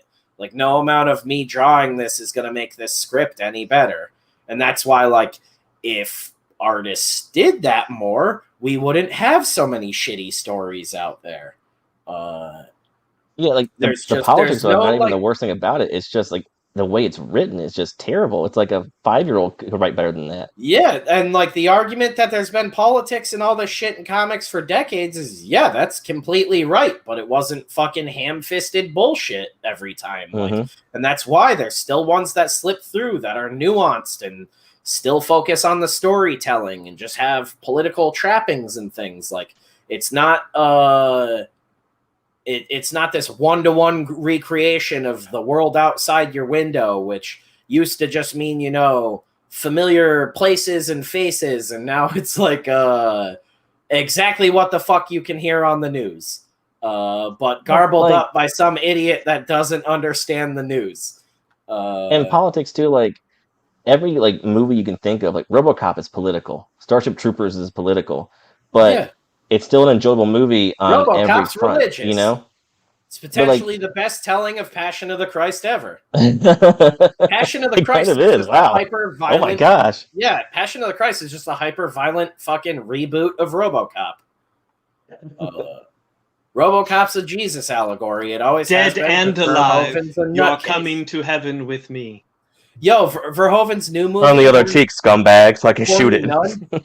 I'd buy that for a shekel. Yo, Hans, did you send me a link that you wanted to come, or a message that you wanted to come in here, or did I imagine that earlier? I've been drinking, so it's like, who the fuck? Someone messaged me and then deleted it. Yeah, she does need to shut up and dribble, because she's coming on for Space Jam 3. Coming out this summer. I really It'll think be funny though if she walks on there and the Space Jam 3, and she's like, "I'm here and I'm gonna be on the team because I'm a strong female." And everybody's like, "Yeah, okay, you can join the team. Like, you're part of WB, so it's fine." Yeah, I said too. You know what? Let's check this out real quick. Mother of Madness. I think she's like the actual writer on it. It wasn't like one of those cases where it's like, oh no, she had someone else writing on it. Amelia Clark and Marguerite Bennett, which means she wrote the actual story. Oh, she writes a bunch of stuff for DC and Marvel. It's written by Jason Momoa. Why is it so horrible then? If this chick has like she's written on Batman books and shit, like, yeah, this is the Does chick. She write good Batman Have you books? heard of her? Have her Batman books been recommended to you? No, I mean her website is listed as her Tumblr and her Twitter page. Oh, you just keep adding to the list of shit. Yeah, let's see. And her Tumblr. Ooh, hot damn. Pics? Dude, really, if you're a chick in comics, you're just followed by like every dude in comics. It's insane. That or I'm just like way such a hermit and removed from the world that I'm not familiar with all these people. But yeah, I've never even heard the name before until now. So this is the real one who wrote, the real lady who wrote Mother of Madness, and she also seems to not have any children. Not that, you know, you can be like childless and not write like a single mom. I'm sure I could fucking write a single mom story too, but this, hey, I'm just gonna fucking vomit everything out at you in dialogue in the opening page, like I'm She did have kids, but she killed them because they were boys. Deadpool with vagina just at the screen. Someone pointed out too, everybody's partying at that party, and then the waiter has a mask, like a COVID mask. And then there's like other waiters walking around in the background that don't have masks, so it just makes no sense. It's like one guy just wearing a mask. I did, but I'm kind of exhausted and didn't know how long you guys were going for. Okay, I just was like, did I fucking imagine that? Yeah, let me guess, she's frumpy. That's the perfect way to describe it. I just subbed to your YouTube channel. Love your Institute video. Marguerite Bennett has game. I'm familiar with her work. She must have been the ringer brought in to fix Clark's notebook paper filled out with crayon. Yeah, she didn't she didn't do too great. But then that's why I'm like, if there was some sort of integrity amongst these people, they would be like, no fucking way, like no amount of writing is going to save this. But instead it's like, did she just get offered some shitty rate and she took the rate and gave them that quality of work for it? Because it's like, damn, dude, that's such a brutal place to be in, where you're willing to like sacrifice essentially your name and your credibility for someone else's bullshit. It's like they took Ferris Bueller and turned the smugness up to 11. Yeah, I don't give a shit what people look like either, but I'm like, it's exactly what you've come to expect when you read a first page like that. It's like, everything sucks and I'm an independent woman. And I was like, this is exactly who I expected to see on the other end of this. And I'm not shocked. I even said, I think in the thread that I made about it on Twitter, I was like, it sounds like it's ghost written by someone else who's trying to write in like some sort of extremely weird, like almost experimental way they've never written before, just to try something different. And that's why I'm kind of shocked that she credited herself on it and didn't just let Emilia Clarke take all the credit. Who is Emilia Clarke? She's fucking Joss Whedon. the main fucking chick in What's his Game pen of name? Thrones. The Khaleesi chick, Oh, I Daenerys still have to look Targaryen or her up. whatever. I still got to look her up. That doesn't mean anything to me. She was in Terminator fucking Genesis or whatever. She played young Sarah the Connor. Solo chick. Yeah, that too. I forgot about that. That's what you know her for. That might be Or- the only thing I've seen her in. The Game You of didn't Thrones, see- nah. Solo. Oh, of course, Solo. Well, I didn't say it with that much Genesis. excitement. Yes, you did. We all heard it. No, I Yeah. never saw. I tried watching Game of Thrones, but it's so boring. I kept ending up in the other room. She's got that cheese-eating rat smile too. Cheese eating rat smile. Yeah, here it comes. Get ready. Hide your cheese. Cheese. She's cute.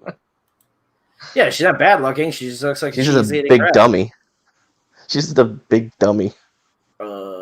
Hey guys, check it out. I got boobs. You ever met a girl? Yeah, it's the with same thing. Like boobs? when I was at Top I Cat, made a movie. Now I know things about everything. Yeah. they would bring in celebrities to write stuff, and it would basically be the celebrities like, I got an idea for something. I mean, it's supposed to be a movie, but no one's ever picked the pitch from me, so I'm gonna make a Oh. comic of it.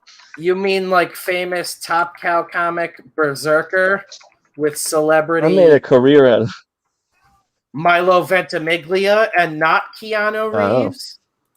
That's exactly what I was thinking of. Because Berserker was already fucking done and none of this shit is original. Bunch of people got baited into more celebrity bullshit, bait and switched into a book.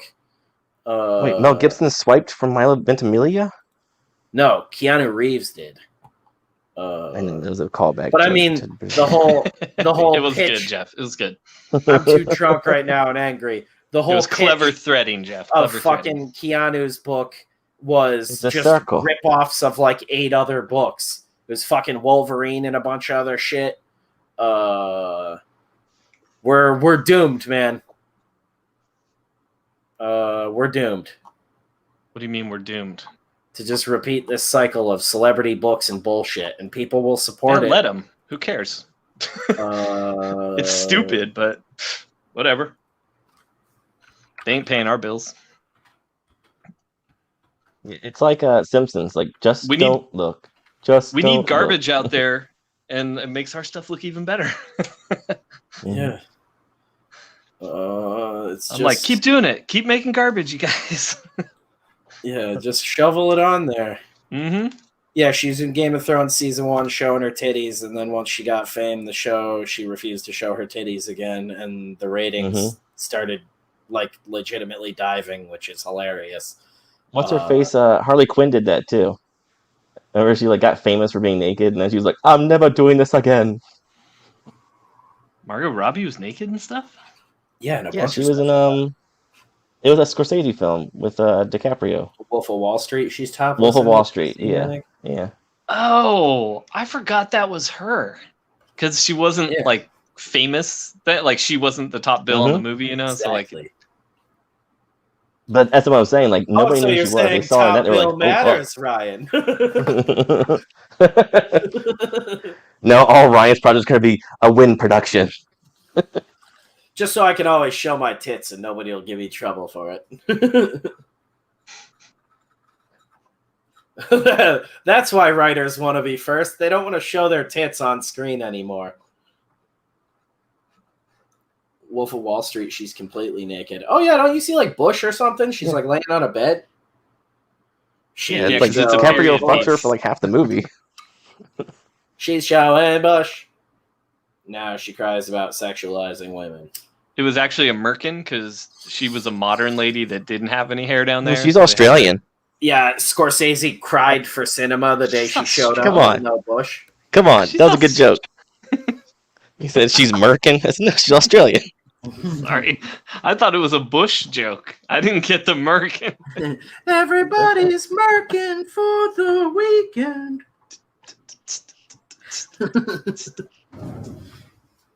Yeah, that's the same.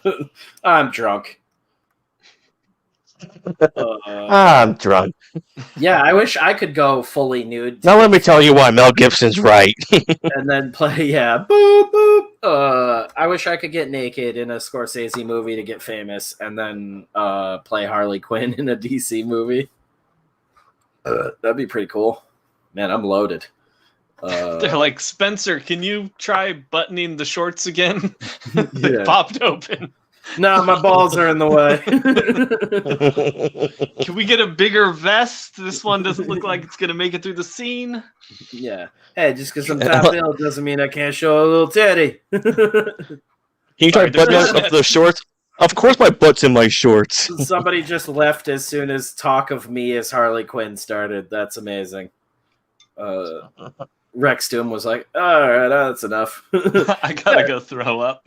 That's enough visualization for one night. Yeah, man. Margot Robbie. I don't even care anymore. I'm tapped out on fucking superhero movies other than for like the hilarity of it. I think I told you guys, if it weren't for fucking Beth's mom having like a family Disney Plus account, we wouldn't even have that shit. I was shocked that like I Black use it Widow to is getting watch as much heat Simpsons. as it is. Because like I thought that was gonna still do okay, but it seems like everybody's Harley kind of Quinn like sucks. over it. I didn't hear what you said, Jeff. I was just saying, like with Black Widow, I was shocked to see that people really are kind of like just over it. Like I thought it was gonna do okay, but it seems like the general reaction to Harley Quinn from everybody is just kind of like, eh. That's So now I'm thinking, like, 99% of movies. the now. It's whole- just for the But like tweet. the whole lineup for Marvel now is like the worst, most boring stuff. Like Shang-Chi, nobody's excited for that. Eternals is gonna flop. So like they don't really have any big bangers coming out besides maybe Black Panther for like the general audience to get excited about. So it's gonna I be keep- interesting to see how things go for Marvel this time. Jeff, if it weren't for you, I would keep forgetting that Shang-Chi's even a fucking movie. Yeah, me too. You keep bringing it up, and I'm like, wait, what? And then I'm like, oh yeah, that's the like doofy Asian guy one where it literally looks like an Asian dad who like runs like Yeah. a convenience He looks like a store. waiter. Yeah, and I don't mean like an Asian stereotype. Like he literally is wearing like a wait staff outfit at a Yeah, he's wearing a fancy red shirt Chinese- and black khakis. Yeah, it looks like some sort of holiday garb at a PF Chang's. Like, Yeah, they didn't give him like the cool outfit where he has the spiked gauntlets and shit. They're like, no, let's give him a button-up red shirt and some black pants. yeah, I was like, doesn't he kind of look like a Liu Kang bootleg, like in the comics? Like, I remember seeing pictures of him where he had like bangles and like a fucking like headband and just was like shirtless with fucking big baggy like karate pants on, and like yeah, he looks Bruce like one of the Lee dudes in shoes. Big Trouble.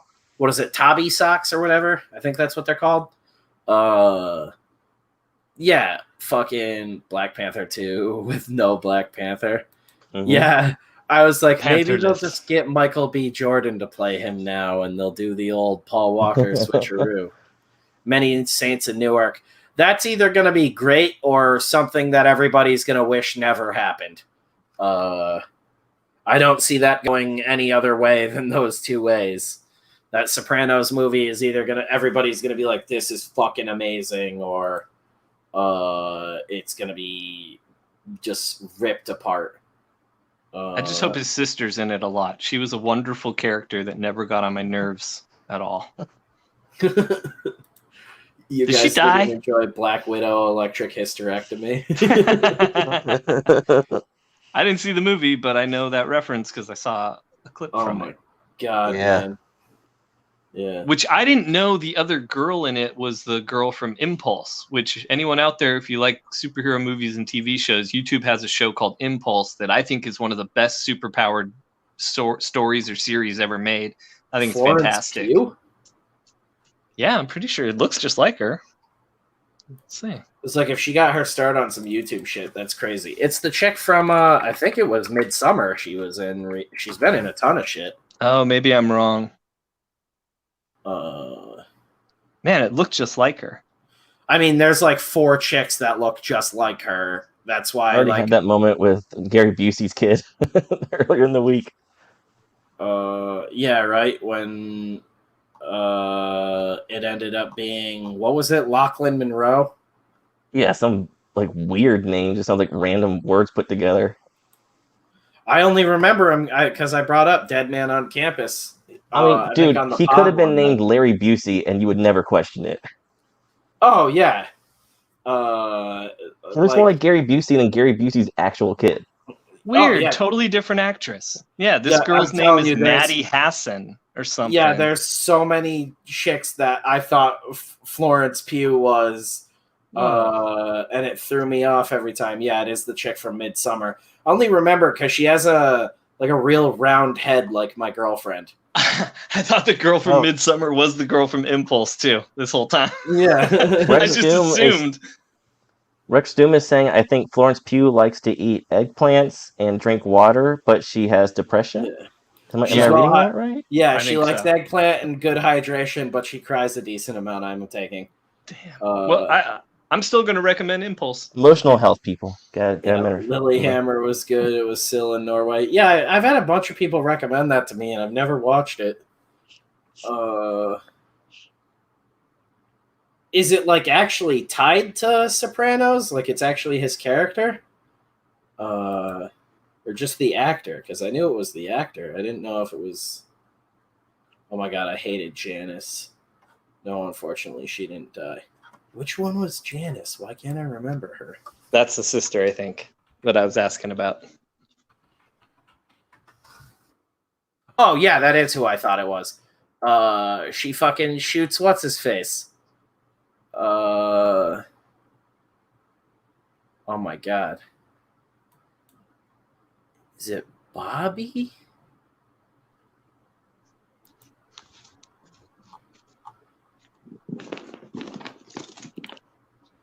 No, Richie. I think it's Richie that she shoots. Last beat says Janice shot Richie April. Yeah, Richie April. Yeah, that's it. That's like one of my favorite deaths. Yeah, she's wretched. I would get so mad during her episodes. Like I would like stand up and like yell at her and stuff. Like yell at the TV. It'd be like, "Wah!" And then I get mad at the writers. I'm like, "Why'd you make this character so annoying? I hate her." Yeah, My she's wife's like she's supposed to be annoying. I'm like, I hate it. Yeah, because it's weird. I 'cause, went to like, therapy for it. a lot of the other women are like, they're still kind of like Italian stereotypes, but it's more nuanced and they're still like pleasant. But they can be really naggy, and she's just like the flip of that, where she's just always on in a terrible direction, and she can be sweet sometimes, and that was fucking, oh god, like her voice is like nails on a chalkboard constantly. I thought she did get killed. I thought so too, but I thought that might have just been my fantasy. Well, speaking It's of one of those Italian, things- something. Go ahead. Go ahead. I was just gonna say it's one of those things like I disliked the character so much I hated the actress. Like, Oh, so yeah, I could yeah. never see her in anything else. But go on. I felt that way about Upham from Saving Private Ryan, but then it took me like years and years later to see him in like Lost and other stuff. I'm like, okay, I can forgive you now. But for years, I was like, you piece of shit. They all died because of you. But speaking about Italian stuff, something that's actually pretty good that people should give a chance is Luca, the new Pixar movie. Really? It's a really good movie. It's really good. It's sweet. Sweet, fun movie. And it actually has some different style animation for Pixar for once. You know, it has more of like a classic, animation feel where like everything's a little more cartoony than the photorealism that most stuff is. Good movie. And lots of Italiano. Well, aren't they just going down the checklist of ethnicities? Yeah, They just do the Mexican one last year. they did, yeah. But and what was funny too to me is that this is Dad in it, and he looks just like Don Fry. And so the whole time I was just thinking that he's just gonna beat the shit out of people. Inspired by real life. Yeah, I'd never even. I've seen people like say they saw it, like just in passing on Twitter, like, "Oh, watch Luca" or whatever. But I didn't know anything about it. I'm looking it up right now. Pixar needs to bring back giant mom ass in their movies. Lily Elastigirl for life. He's wig on JFK. Yeah, Bobby was the one I was thinking of. He gets killed early on, and then that's when she starts like fucking Richie, and he just says like wild shit to her all the time. I need to rewatch that whole series. Who's the fucking Furio? Like cousin from Italy? That's fucking nuts. Oh yeah, he's like Italian Seagal. That dude rocks. Series ended with her trying to steal Uncle Junior's pension. Oh yeah, before it fades to black in a fucking diner. I can't stand her, the guy who played Christopher in anything. The guy who played Christopher, actually, I really only like enjoy him in The Sopranos. He kind of is just like one note in a lot of shit. Sorry, a week. And Rick Stoom's right. Bobby got killed in the last season. Wasn't it the boat scene? Or was he in the forest? I thought Bobby was like on the boat. I thought Bobby got killed and then she started banging Richie. No, I just remember Bobby being. I'm not laying claim to when anything happened. I saw these so long ago, but in my brain, Bobby was really late to die. What? And I remember it being really sad. It's like I really have to go. I mean, it's been years since I watched the fucking show, but there's still. I haven't watched it in 10 years or whatever. But there's still some episodes that stand out, like this the Pesh. No, what's his name? Buscemi, the Steve Buscemi episode that he directed, where they go up to the forest. They go up to like upstate New York or something. And Big Pussy, I thought was the one that gets killed on the boat. But I'm probably just mixing up all these fat Italian guys now. That might be, yeah. Pussy might be on the boat. Yeah, I think that's what it is. I just remember Bobby's being sad, where it's like Bobby knew it was coming. He was like, "All right." Bacala came after. Okay, so I'm just mixing them up. Yeah, I'm also drunk and I haven't watched this show in like 4 or 5 years at least. So I'm definitely due for a rewatch if I'm not remembering any of this right. I also remember all the titties. Pussy was on the boat. That's what I thought. Okay.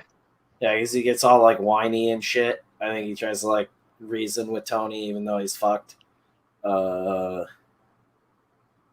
Barrens. Oh, fucking, what's it? Joey Pants is great in that too with the hairpiece. Is he like freezing his hairpiece in that one? Joe Pantoliano. So. Jeez, yeah. It's like an absolute nutcase. I can't remember. He's like a lawyer or something. Pine Barrens is considered the best episode of the show. That's the one in the forest. That's the one. Yeah. I remember even just like the first time watching it, I was like, whoa, this episode's special. Holy crap, my cat's climbing on the stove. Hold on a second. The episode when they find out that one of them is gay and he's like, it's just a prank.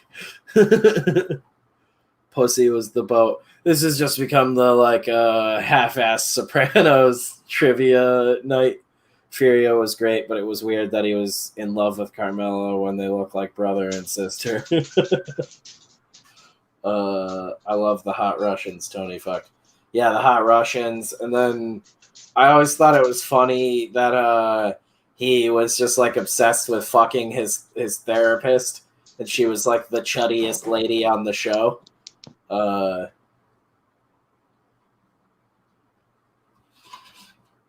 And she aged like a glass of milk, unlike a lot of the other women on the show. Like, it got multiple seasons in, and you were like, this lady is aging for all of them like the fucking portrait of Dorian Gray. God damn. What is this? The therapist that Tony's going to. Oh, yeah. I remember her. She's like the chick he's lusting after, and like first season, you're like, oh, she's kind of a hot older lady. She's got some big tubes, and then fucking Big tubes. last the season he finally like fucks her. She looks like she's like 80. You're like, God damn. Yeah, Spencer's all about Tony, give me a kiss. Yeah, see, Metatron's cube before I could even finish what I was saying. I'd bang season 1 Melfi. Oh, God, I forgot her name. All the names coming up. Yeah, dude, that show has like, I think I looked at the IMDb page one time and was like counting through the names. I got to like 300 people and was like, yeah, fuck this. Like, and like name like character actors that were at least in an episode. And like, yeah, no.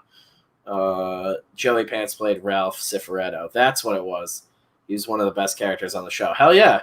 What was he though? Like, what was, I can never remember what his job was. Just that he was such a piece of shit because he's such a like commanding actor and everything that he does. They always played with saying pussy. Love the scene where he's pissed when Big Pussy went missing. He's like, I can't find pussy anywhere. Yeah. That show rocked. That's why I'm wondering, maybe the movie will like set people off again. And we're like, oh, maybe we should like get a little bit crazy anymore. He was a captain in the police or in the family. It's like, I thought he was captain or Capitan for some reason. Say captain or capo. I better just go in the other room after this stream's over and fire up The Sopranos and get going again. Ran the construction. Okay. I thought for some reason he had like some sort of legitimate job outside the family.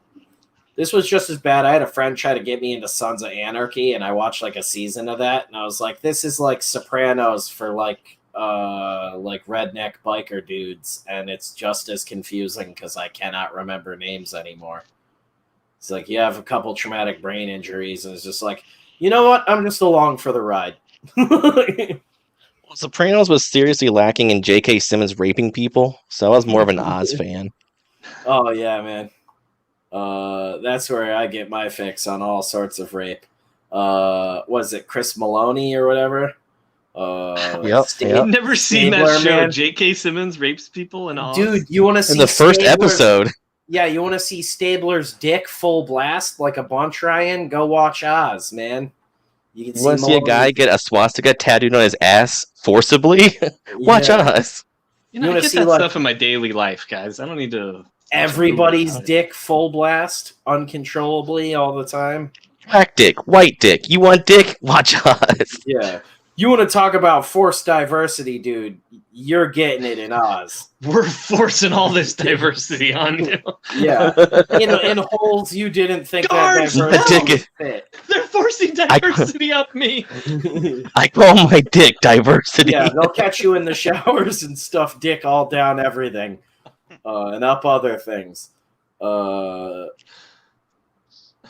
Never Tony in 2007 is now like Carmine Sr. He has to spend the rest of his life looking over his shoulder. I thought it would have been funny if they, instead of doing a prequel movie, they did a sequel movie, and now Tony's kid is all grown up, and they just cast a new old ass fucking dude to play old Tony Soprano. But instead they got that like that toothless Cro-Magnon kid to play Tony Soprano in the new movie. You want to see like Andy Serkis play him, and they do a CGI construction of an old Tony Soprano, played by Andy Just him Serkis. in a room entirely by himself. That's Gandolfini's son too, and he looks fucking. It's like insane. I was like, I don't know what his mother looked like, but goddamn, man, he still resorts back to his ape impersonations while he's doing Tony. Sometimes it just comes out. Wow. Yeah, that's what everybody always said, is that fucking the fade to black is supposed to be interpreted as somebody walked in the door and kills Tony, but that was never shown, so that's bullshit. That was like the start of all this Marvel bullshit where they're going to tell you what happened in the movies in a press release after the movie's out, that, instead of showing you in the movie. Do you think there's a shared universe of Oz, Sopranos, and Game of Thrones? Tony's completely fucking alive, and for all we know, still sitting in that diner eating the longest dinner of his life. The dragon. Tony's like, in the new one. Tony's like, I'm putting together a team. Oh, are they He's doing hanging out with Jon Snow? movies? Those short guys in it. Dinklage. Short guy. The short guys in it. Ah, yeah, that guy. Peter Shrinklage. Come on, Peter Shrinklage. That's good stuff. Dude, I like that. Come on, Peter. Like, that's the capper. The Many Saints of Newark. And that's the name of it, or is that the working title? No, that's the name of What's it. the name? Yeah. It's like Kid Tony, right? Like he's like a teenager or something. James Is he bald in it too? James Gandolfini's actual son plays him as a teenager. But the thing he still wears the golf shirts and the thing that's insane to me is just because you're James Gandolfini's son doesn't mean you're a good actor. And two, he doesn't look that much like Gandolfini. Like, people are like, they look so much alike, and his like toothy grin is weird as hell. I don't think he looks much like his dad at all. That same kind of voice. Yeah, I don't know. That I think he looks more like his dad in, but like, I'm not counting on, because this kid is Gandolfini's kid, it's just gonna be amazing acting, and that's one of the fucking big things about the show being such a hit, was Gandolfini was such a fucking great actor. That's not something he's that awesome in True Romance. Over. I was just thinking about that True Romance scene. Dude, it's so fucking good. I just rewatched the fucking Last Castle with him and Robert Redford, and that movie's not like super old. It's like early 2000s, I'm pretty sure. But that's like a movie that feels like it could be a movie from like the 60s. Like, it feels like a golden age movie, the way it's shot, even the way it's written, directed, everything. It feels like very like golden age Hollywood, like epic drama. And there's not like a lot of action or any. I remembered it being way crazier than it actually was. And it's like purely driven by the performances. And Gandolfini's like the evil warden in it, and he's fucking amazing in that too. But I'm like, so amazing that like he can speak calmly for 5 minutes, and you're in a trance watching him.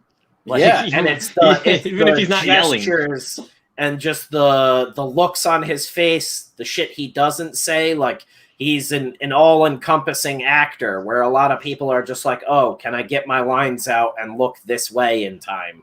And I'm like, I can't think of his son in anything. I guess we could pull up his IMDb, but like the only thing that I didn't like him in was and it's not his fault, he was just miscast, was that Ben Affleck movie. Was it Christmas? I can't remember what it's called, but it's a Christmas movie where Ben Affleck pays these people to live with them and like reenact his childhood and them be his family. Pranks or whatever. And that's what it is. But James Gandolfini is just so intense that he never has like the curmudgeon feel. Like, you feel like he's actually going to kill Ben Affleck. Yeah. Every scene just feels so dark because of it. He's evidently been. He was in Ocean's 8. Isn't that the chick one? He was in that show, Oh. The Deuce. I'm trying to see if He was there's still anything alive for I've that? seen him in. No, I'm thought he had talking died about before his that. Damn. son. His son. Ocean's 8 in 2018. Yeah, Gandolfini's been dead for a while. I think like at least 5 years. I'm in this movie. I'm a hologram. Hey. Well, yeah, it could just be like a movie that sat on shelves for years. That's still not too uncommon. He wrote on some stuff in 2015, something called Flower, and produced You it. don't shelve something like Ocean's 8, Spencer. Yeah, right. Well, he played a You burn busboy it. in Ocean's 8, and then he had a name role in The Deuce as Joey Dwyer, the boy, the dog, and the clown in 2019, acting for a Cause TV series in 2020, the Romeo and Juliet episode. Youngest, he played Ethan, that Cherry movie that just came out this year with fucking Tom Holland, Spider-Man kid. He's like a dope addict or some shit. He gets like addicted to opiates, I think. Dude, you were such a dope addict? How'd you get to be such a good addict? You're so fucking dope, dude. You don't even know it. It's the two needles at the same time. What's that fucking movie? Is Swingers with fucking Favreau and Oh yeah, your money. Vince Vaughn? Yeah, you're so fucking You're so dope, money. dude. You don't even know it. It's the reboot, but now it's heroin addicts. You're so Why is he not fucking breathing? dope, man. Yeah, just going back and forth. So fucking dope, you don't even know it. Yeah, he played Cousin Joe in Cherry, which I think is like a dope head bank robbery movie, something like that. Yeah, that's the one I was thinking of. Tom Holland. College dropout to Army medic in Iraq, anchored only by his true love Emily after returning home from war with PTSD. His life spirals into drugs and crime as he struggles to find his place. Russo brothers?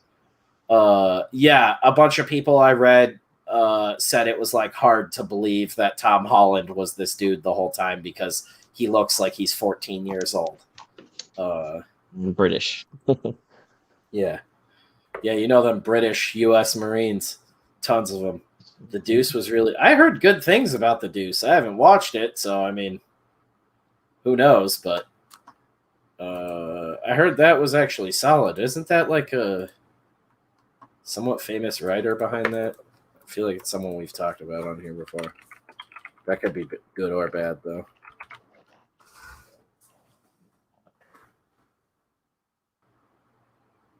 I don't know anymore. Yeah, wasn't this like porno industry one? James Franco, Maggie Gyllenhaal. Yeah, this is the one I was thinking of. I don't know who wrote it, though. Based on 70s New York. That can be really hit or miss. I don't know, guys. I guess I got to watch The Deuce and Sopranos now. Damn it. George Pelicanos and David Simon. Oh, God. David Simon looks like Harvey Weinstein with less hair. Creator of The Wire. Less hair where? Yeah, this is how we talked about it. That's how we came about this before. It's the guy who created The Wire.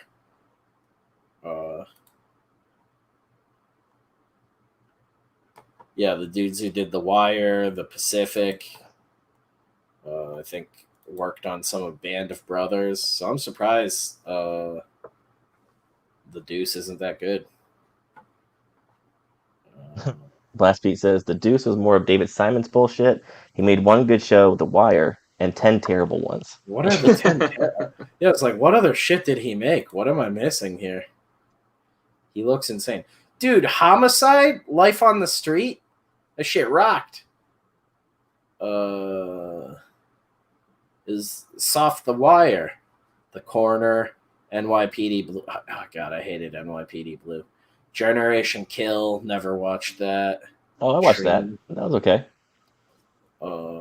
Show Me a Hero, The Deuce, The Plot Against America, A Dry Run, We Own This City. God, it all sounds lame. He just produced on a bunch of stuff. Treem sounds like illegal for some reason. I don't know why. Oh, that's Treme. That's the Treme. New Orleans one. Treme. Oh, that makes way more sense. Treme. I'm so drunk. French. I love that French just... What was it? Shablitz? Shablitz and Treem, son. Shablitz and Treem, motherfucker. Dream When he about was me. saying Treem, I had no idea he meant Treme. There's no accent or anything, and I'm loaded. I'm like, am I reading that right? Treem? I thought it too at first was Tream, and there's not even A in it. Treme. Oh yeah, I guess if I clicked on it, that would have made more sense. There is like a New Orleans shit all over it. This is just a show? God, that sucks. It's a whole drama about cops in a city where you won't understand anything they're saying after 2 whiskeys. Treem, son. I want to Treem forever. Yeah, I'm a Christian illiterate, so forgive me. Dog Wolf. I don't know what is going on with David Simon, but he looks like he should be in prison. I don't know. It's probably bad to say, but every once in a while you see a person and you're like, I get a bad vibe. We just got one less patron because he was one of your patrons. Yeah. It's like, I can't believe they said that about me. Like, David, you gotta stop stealing kids off the street. Also, you're telling me that guy wrote the fucking Wire?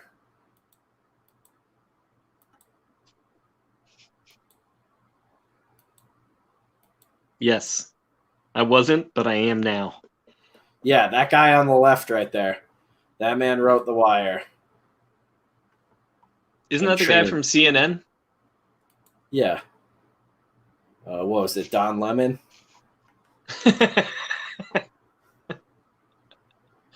Yeah, that's Don Lemon and Bill Gates.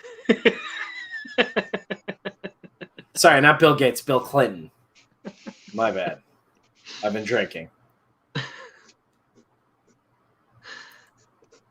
Don Gates and Bill Lemon. Yeah. I don't know, man. David Simon, all that Wire money. Maybe grow a beard or something. Shave the head. Just like chicks stop showing their titties, men stop rocking the horseshoe haircut. Okay, when you get a certain amount of fame, you can't pull that shit anymore. It'd be funny if there was a Twitter account that was just called maybe grow a beard. You just went around and found famous people that like their faces could use a beard, and you're like, maybe grow a beard. All that shit talking. Talented writer though.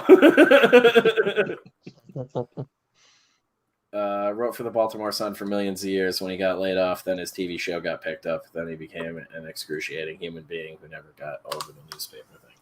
Oh, okay, that's why then. So he's actually a Baltimore guy. That makes a little more sense as to why he fucking wrote the show. I'm just not familiar with him as a person. I just always knew the name from watching the show. But the show is also like for every like great episode, there's like a really fucking corny, right on the verge of going over the top at all times. Whereas like clearly there was some gaps in his knowledge of the Baltimore life. But he nails a lot of it. Evidently not enough in his porn story. Oh shit, real quick, I just looked at our monetization stuff. I just want to say congratulations, Ryan. You hussy. On your That's right. You applied, right? Yes, sir. You put in your they said papers please and you provided them. Yep, they Exchange wanted tomorrow. to check my vaccinations from birth and more recently, and then they took a semen sample. That was fun because they come and get it from you. Taste test it. Only from a prostate massage. Yeah, I mean they weren't expecting to get a sperm sample, but I gave them. Yeah, no, thank you, and thank you everybody. All those late nights of walking the streets are finally paying off. We broke our 4,000 hours and 1,000 subs, and Now all the Gino's a paperwork's real off. girl. That's right. That's right. Fuck yeah. These scars don't mean anything. I'm a real girl. That's why so many cops were consulting producers on the This is a real girl's handlebar mustache. That's right. Breaking Bad was absolutely Only definitely a not woman really can grow a exciting. stash like this.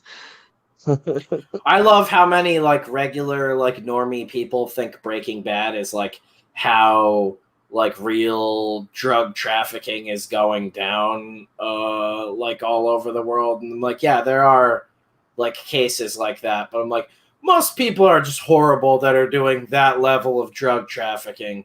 Well, nobody's they're just pulling doing it off to help their stunts of family. like, I put bombs in all the enemy's cars, so when they come to meet me, I can blow them all up. Like, Yeah, like like elaborate schemes that would never work in real life. Well, I mean, they're fun for TV. But yeah, most time it ends with a bunch of people dead in a parking lot. Like it's not this fucking choreographed ballet that everybody thinks it is. They're like, that's my fucking dad and my stepmom. They were like, "Oh my god, are you watching Breaking Bad? It's so intense. Like I don't know how the writers get it so good. Like I couldn't imagine living out that way." And I'm like, like New Mexico and California aren't just like a war zone 24/7. Like very regular people lead very regular lives there for the most part. Like, So these guys in tidy whities and fedoras blowing shit up. I like Breaking Bad, but it was always very cartoony to me. I was surprised when people were like you said, saying how that's what I'm intense and everything saying. it was. Yeah. You know? And it's weird to know that show was going for like a hard R rating originally, and when HBO like turned them down or whatever, and they went with the AMC deal, they like gutted a bunch of that from the show, because I think there's like a pilot where you see like the mom's tits in it, like right in the beginning. There's like a cut of the pilot where there's nudity and stuff like that, and I think you see Walt like jerking off in one scene. I remember reading something about it a while ago. Oh no, you're crossing the two scenes. It's one scene with the son trying to masturbate, and he's naked. Because remember, the son couldn't. He had some issues. Jerky boy. That's when he first realizes he has fucking MS. Yeah, my hands his don't work right. I can't get a grip anymore. Why are you talking weird? I don't know. I have adult onset MS. I learned it from you, Dad. Yeah, no, I'm pretty sure there's a cut though that's like rated R where mom's whipping out titty. It might actually be the kid jerking off. I know that was a joke, but I'm like, it was, but yeah, like it might actually be the kid, because I'm like, you might actually be right now. Well, I think he does in the first season. I think we actually see that. Yeah, well, no, I mean, like there's evidently like a much more graphic. They shot alternate versions of a couple scenes in the first pilot. It might be on the internet, because I remember hearing a bunch about it. And yeah, like I think AMC and them partnered on it, but they were trying to sell it to HBO, and HBO just wasn't buying it. And so they decided they were going to cut it down for cable TV and cut out all the really heavy stuff. Didn't he bang the wife in the kitchen? Yeah, I think he still bangs her, but there was like full frontal nudity in that the alternate cut of it, and I think he just like bangs her with all their clothes on. They're kind of just dry humping. Weird. But, so it's essentially the HBO cut is like flopping titty version. Yeah, but since it's unaired, does it just become like a sex tape now? It's not a show they made. It's just like they have 20 sex on film. seconds of fucking Bryan It's just the Cranston fappening. grinding on this lady with her tits out. Yeah, it's like it doesn't get used, so is that technically even professional? That was another character I used to get mad at in the same way as Tony Soprano's sister was the wife on Breaking Bad. Like they didn't really know what to do with her later on in the series, so she was kind of like forced into the story, and like it's not the actress. Oh, you're talking about Sopranos? No, I'm talking about Breaking Bad. Like character I disliked the same as Soprano's sister was the wife in Breaking Bad. She made me so mad. I was going to say so mad at the character. Well, the sister in Sopranos was forced back into she's brought back into the show as a more prominent character because what was it? The actress that played Tony's mom, I think it was, like actually died. Oh, that's right. So they had to CGI her into an episode, and a bunch of like her characters like points that sort of move Tony along. They like rewrote for his sister's character, and they brought that actress back in because she had a lower day rate. She was, alive and willing to work. Yeah, I couldn't stand Jesse, and that's why I never got into that show. Like you just said Gus Fring, and I had to look up if that was fucking what's his name. Oh my god, he was like a villain in the Star Wars game. Giancarlo Esposito, that guy. Jesus. Yeah, they wanted him for Doctor Doom. Supposedly. That wouldn't be terrible. Yeah, no, he's a good actor, but like I just could not get into Breaking Bad because it was like I've literally like met people who do that kind of shit in real life and like been around that kind of shit, and that show was always so goofy to me, and the culture that surrounded it. Same thing with Walking Dead and all that. Not that it was like, oh, I lived through the zombie apocalypse. But Walking Dead, like I could never wrap my head around why that was such a like cultural touchstone for people. Game of Thrones, I'm like something that's cool, but this like weird thing where we have to act like shit is just like the pinnacle of fucking anything anymore, when it's like Walking Dead was like the first season was really touch and go. It had some good episodes and some awful episodes. Yeah, and then for like 2 or 3 seasons. Yeah, like and then for like 2 or 3 seasons it was really good, and then it got terrible again. So I don't really understand how it's even on TV still, because it's just gone downhill so much. Yeah, and as for Breaking Bad, this isn't a defense, but I saw it kind of like the way Jeff and Rex did, where like it seemed cartoony to me, because like you, Spencer, I knew people in the biz and stuff, so like it immediately was not real to me, but like there was this like kind of fun cartoonish quality to it. Like it felt like my whole thing, that cartoonishness though, like it was right on the edge of like, man, if they didn't try to polish it up so much, it would have been like a really good like grindhouse action show. But everything is like, every time you want it to go full tilt with action, it's like, and I'm gonna talk my way out of this with a gravelly voice. And I was like, that happened like 3 times in the like first 2 seasons, and I was like, I'm fucking out, dude. Like I can't do it. Every time something bad is about to happen, that's what happens is I'm gonna say something fucking crazy. And then anytime there's a slow scene where you think nothing's gonna happen and there's just about to like, oh, we're gonna talk, someone gets their head blown off or they're hit by a car or some fucking crazy shit, just something completely out of like a that's so random moment happens. I'm like, I don't think of that as good writing when you literally just blindside people constantly and you switch back and forth between those 2 modes of like, oh, the moment you expect violence, we're going to answer with a calculated phrasing. And then, oh, you don't expect anything. It's like a baby shower. Like I'm changing a baby's diaper and a fucking motorcycle crashes through the wall and tears a guy in half. And you're like, oh, well, I guess that character's just dead now. I don't know what that was. It's fucking insane. I remember the first season. What is it? There's like a guy named like Tuco or something that I think is his name. Yeah, he was in Sniper. Remember that? They somehow coordinate, like Walt coordinates him like showing up at. I mean, it's been ages since I watched this, but like coordinates that dude like showing up at the house while his like brother-in-law, who's a Fed, is like there. And gets them to like clash and shoot at each other. And that's that right, was the bald brother-in-law. I forgot about that. Yeah, I think it's like Hank or something like that. He has like a grizzly white guy name like that. And fucking Blastbeat says The Shield and Justified are 2 he recommends. I haven't seen Justified, but I like The Shield back in the day. Like one of my favorite shows, and I've yet to watch like the last like 2 seasons of it. I'm gonna say Justified is my favorite show. I have yet to watch it, but it is my favorite show. The Shield is also such an insane show that like we could do a whole podcast just episode to episode of like The Shield and cover just how insane that is. Justified is what made Walton Goggins' career.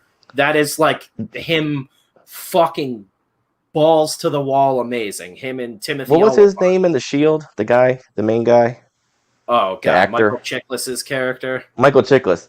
Oh, Do you the like actor, The Shield yeah, or the Commish? Which is better, Chiklis? Vic Mackey gonna fuck you up. You know That's what? the character's name. Equal levels of Chiklis in the shows because he was bringing his A game to both. I love the Commish though because he's playing like a 50-year-old or something, and he was like 25. Yeah. Okay, that makes a lot more sense. Yeah, no, like Breaking Bad feels like what a comic creator thinks like dealing drugs on a massive level is like. And like I had a buddy, I think we've talked about it on here before. I had a buddy whose dad was caught like on the highway fleeing by like DEA with 2 kilos of coke and like $250,000 in cash in the trunk of his car. In the late 90s into the early 2000s, and he spent like almost 20 years in prison for it. Like got out right before we graduated high school, and the dude's a giant scary motherfucker, and watching Breaking Bad with him was always the most hilarious shit because he would just be like, you would be killed for this, you would be killed for this, you'd get your ass beat for this. This shit doesn't happen. Like that was like the whole show. And at some point he would just get like so frustrated and get up and walk out of the room. And my buddy would tell me stories like his dad was like such a wild dude. Like his parents were divorced when he was really young, but he used to go over to his dad's house on weekends. He's like, my dad wouldn't be there all weekend. He would hand me like a roll of cash with a rubber band on it to like just hold on to for the weekend and get whatever food I needed or anything. And his dad had like 4 live-in girlfriends that were like just graduated high school age. Yeah, he was dating like 18, 19, like 20-year-old chicks. And Why like, gotta say it like you it's barely a bad legal? thing? we were like 15 at the time. So it's like, these are chicks like John, my buddy on a good night, could fucking maybe score with, and they were his dad's girlfriends. That guy fucking rocked. But he did a lot of wild shit, and like watching shows like that with him, it was just like you see the corniness a lot more. But it does like I think that show probably would have worked better as a comic book. I'll say that. Well, yeah, Jeff said earlier that it had a Warren or a Garth Ennis vibe to it. Mhm. Oh, okay. I didn't hear that because I'm a loud idiot. My bad. No, that's fine. But it's true. It did have that feel to it. Yeah, and it's like the performances are grounded. It's just there's some stuff written into it that's so over the top. I remember there's like a scene Jesse's going to meet some guys, and they all look at each other all fucked up, and you're like, oh, these guys are about to shoot the shit out of each other. And Jesse like pulls a gun out of his pocket, and then Walt just comes out of nowhere and runs these 2 dudes over, and he just gets out and is like, run, get the fuck out of here. And I remember the first time I like legitimately saw that watching the show, I was just like, I don't know what's going on anymore. Like they set you up for stuff, and they're like, isn't this cool? Like, this crazy thing happened. I saw later on that weird ginger kid came into it. Oh yeah, flashbacks. Whoa, It's like a chubby weird guy with the close eyes. I hate Seth Rogen for fucking up the Preacher. Not a side eye, dude, man. I watched like 2 episodes of Preacher and tapped out on that. I don't even know where that show went. That was so bad. Seth Rogen produced that, or he was in it? He produced he it. produced it. I think did he have like a bit part in that? I feel like he might have. I never watched it. Yeah, I was surprised to find out he produced The Boys. Yeah, they've been getting in on all of that, and they produce fucking Invincible. He was the head but he's writer? such a like. I don't know if he's actually woke or not. I don't pay attention, but he's kind of like that on Twitter. So I didn't. No, he's a expect... cunt. Oh yeah, Or is it that? He's just a cunt on Twitter. He's like a turbo. He's a asshole. complete douchebag.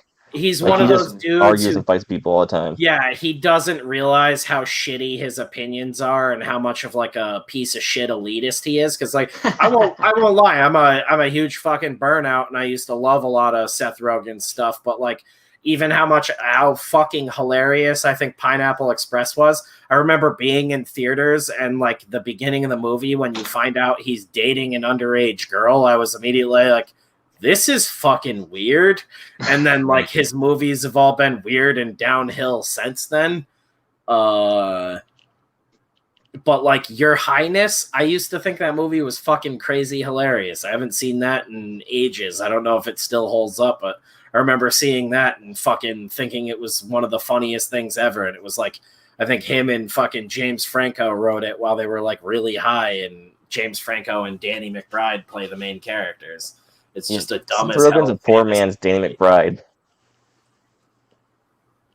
Oh yeah, and fucking Danny McBride can actually act, and that's why he's like in a bunch of movies now, doing other shit. He can actually write too, like, which is why he was able to go work on the Halloween series and get a bunch of movies out of that. That people are actually enjoying. Even with their faults, people are enjoying what Danny McBride is doing with the Halloween series, because at the end of the day, they're still staying true to the fucking source material, which is literally the bare fucking minimum that fans ask for, and we can't even get that. Yeah, Danny McBride is the shit. The Foot Fist Way, actually, my buddy whose dad we were just talking about, he's the one who showed me the Foot Fist Way when we were like in high school. Eastbound and Down, like the first 2 seasons of that are really good. One of the funniest bits of TV you will ever lay eyes on.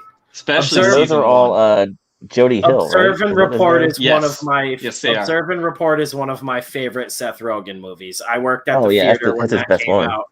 Yeah, and me and Also a bunch Jody of Hill. dudes got a 30 rack and just hung out in the theater and watched it after hours one night. That movie is fucking hilarious. Not everyone is in love with the latest Halloween. I feel like he'll be a little more won over with this next one, Rex, when they're just going kill I didn't crazy. like it. I've already said this. Well, yeah, we've talked about it. I wasn't like super thrilled with it. I hate that he has like superpowers now, and they're sort of half coasting with taking shit from the sequels, but not. I need to sit down and watch that. I've yet to see that. I hated Pineapple Express. I know I'm in the minority on that, but I cannot stand that movie. See, I like that movie because it's set up like a shitty, like grindhouse, like buddy cop movie. And I really like that it was like sort of lampooning that, where the buddy cops are just incompetent stoner idiots, but it sort of like forgets what it's trying to do and just starts to throw characters at a wall. I always got the vibe that it was supposed to be. Sorry, go ahead, Jeff.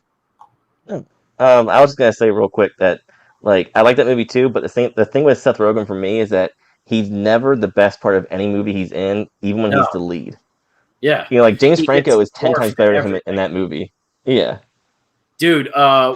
This Is the End. That movie is just stupid. Like, it's worth watching once. There's some I love that movie. Funny bits in it. It's such a dumb movie, though. Like, it's super dumb. But yeah, but like, Danny McBride is the funniest motherfucker ever in that movie. That's what I mean. Is like that movie. You would forget Seth Rogen is in that movie because they're like everyone else. Channing Tatum fucking kills it in that movie. Michael I'm gonna Cera say he's kills it in always that funny. movie. Yeah. Oh my god, Michael Cera, yeah. Michael Cera getting his ass eaten out. Yeah. Sprinkled donut. So fucking good, man. And yeah, just like that running bit of like they're all playing themselves and they're pieces of shit, but then it's like Seth Rogen almost feels like he's legitimately just sort of playing himself, and that was back when he wasn't like a super confident dude or anything. He wasn't working on all these different properties. Michael Cera, that was the whole thing, was like a lot of the stuff they sort of all bounced ideas off of people, and a lot of the bits like those guys like came up with them themselves or like pitched to the guys. And I always wondered if Michael Cera's was one that they wrote for Michael Cera or like Michael Cera came up with it. Because there's like a shitload of improv in that movie too. I think go either way with that group. Like those guys they got the skill to write for him, and he's got the skill to come in and bring it himself. So it's probably even a mix of the two or something, you know. He's so fucking dry in that too, which is like my favorite movies of his, where he's just playing it like super straight and not trying to be quirky or weird or anything. He's just like, didn't fucking Hermione say she was upset she did that movie now, or Yeah, she that regrets it? Or fucking- something Oh like yeah, that? that's right. Fucking- What a bitch! Fuck. Isn't she British too? Ryan just went off. It's always those stupid. I was just fucking making fun of you. Brits. Assholes. You still got a queen. That's You're not allowed how to it say shit. sounds. You guys figure out freedom, and then you can fucking comment on what's going on over here. That's where I'm at. What? I missed what's going on. What happened? Yeah, whoa, Isn't she, what isn't happened? she British? Or am I just Sure. going off for no reason? Let's just maybe she is. I don't know. Let's say yes. I'm No, pretty he's sure still she making the did. comment. So I'm saying this. He's still bitch going on about his shouldn't be allowed comment. to- G.I. Yeah. Ho! This chick shouldn't be allowed to comment on anything going on in America when she's still living under a fucking queen. RuPaul? That's why I said figure out freedom first, then you can come over here and fucking tell us about movies and shit.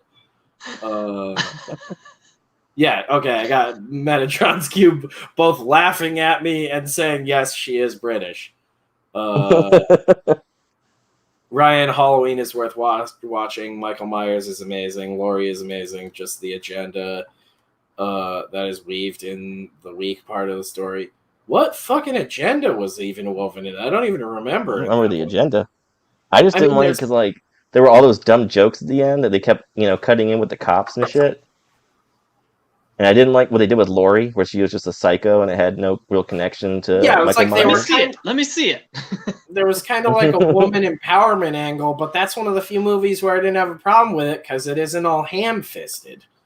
I don't want to spoil it. I was gonna say something. I liked the idea they had. I just didn't like what they did with her character in terms of her connections and stuff. I don't want to Mm. spoil it for Ryan though, since he hasn't seen it. Yeah, I can't get I'll into watch it this week. Like I'll get on it so we don't have to. I just don't Everything like to makes around. sense for Laurie. It's just the way that they handled it.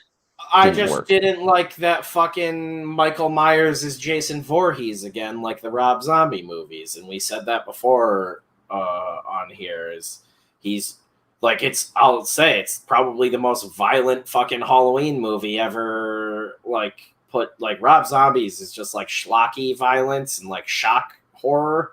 This is like violent and tastefully shot in a weird way, which is why it's kind of jarring. And I don't want that from Michael Myers. Like what was always spooky about him is it's just like, oh, regular dude under this mask. He's the shape. Like it's stripped down to the bare essentials. But then like Shape. some of the when you see the movie, you'll see what I'm talking about. There's just some shit that he does where you're like, people can't do that. Like it's wacky, and then it's like weirdly grounded in other places. But that's why the original was so successful. It was just like oh yeah, this is just like a random kid went nuts and fucking got out in town and killed a bunch of people one night. It's wildly. I was really believable. excited in the beginning because it has something I wasn't expecting him to do. I was like, oh, if they do this, if he kills this person, this movie's gonna be awesome. And he does it. And I was like, oh shit, this is awesome. But then it gets like it consecutively goes down throughout the whole film, and then like there's a twist in it. And I thought was really, really cartoony. The story And it was also just makes completely no over the top. sense, so be prepared for No. that, Ryan. If you're paying attention to anything, it's like That's not what I'd say. pull like one thread, and that whole thing comes apart. But it's still a fun slasher movie. That's why I'm more excited for the second one because that'll be out of my head, and it's just like, oh, Michael's back, and we gotta kill him again. It kind of makes no sense that he's back, but again, it's a slasher movie, and they announced when they did the first one they were doing 3 of them, so it's not surprising. Would have been weird if the last 2 movies were like mom and grandma like having tea with their daughters. And I also didn't like. This is not a spoiler, but they treat Laurie like she's crazy for being paranoid. about this guy who killed like all her woman- friends. It's like, Yeah, I woman did who see all this. but got like gang raped, and they're like, "You are being unreal." Sure, Like, your entire on, Mom. graduating class got murdered one Halloween by this one guy, and you don't have any friends your age at 70 years old because they were all murdered in high school by this one guy. Get over it. Yeah. Yeah, I didn't Jeez, realize Grandma. we were talking about the one with Jamie Lee Curtis in it. Yeah, the reboot. I thought we were just talking about the Rob Zombie one or two. Or whatever. I Oh don't know how no, many dude! he Rob made. Zombie 1 and 2 are really dumb. You can watch those. I enjoy did see those. this one. I spaced, I guess, on this. Yeah, I think I'm. Yeah, with the You can go Indian ahead and talk Loomis. openly about it, Jeff. I think I agree with what you were gonna say. Oh, I was gonna say that like So we were in the tiptoeing around context this of the whole time, and Halloween Ryan's movies. Like, I have seen Yeah. this. Yes. in Sorry. the context of the Halloween, podcasting. continuity, it makes sense that Laurie would like kit her house up and have guns and all this different shit there everywhere. But Yeah. and then in this movie, they basically say, "Oh no, she only met him one time." Well, Like wasn't- she only because they cut out the sequel too. Remember, it was a direct sequel to the first film. So Well, it's that's like why now the- she's The Go ahead. end of that one was confusing and didn't make sense because when they trap him at the end of that, and her daughter, the middle generation, what is it, Judy Greer or whatever, she's the one who springs out and is like, "Do it now." And it was like they've been planning for this for years, and she says all of that. It's not like, oh, she was convinced in the moment. It's almost posed as if like they were all pretending to not believe Laurie for all these years, but really it was just to bait Michael out. Yeah, some of that stuff Right. always it feels like producer notes or something That's- that were like that's jammed what in. Like you could have just been like, oh, daughter and granddaughter finally see Michael Myers has killed a bunch of people, and they're like, oh fuck, we believe you now. We're so sorry, sort of thing. And there's kind of a moment like that.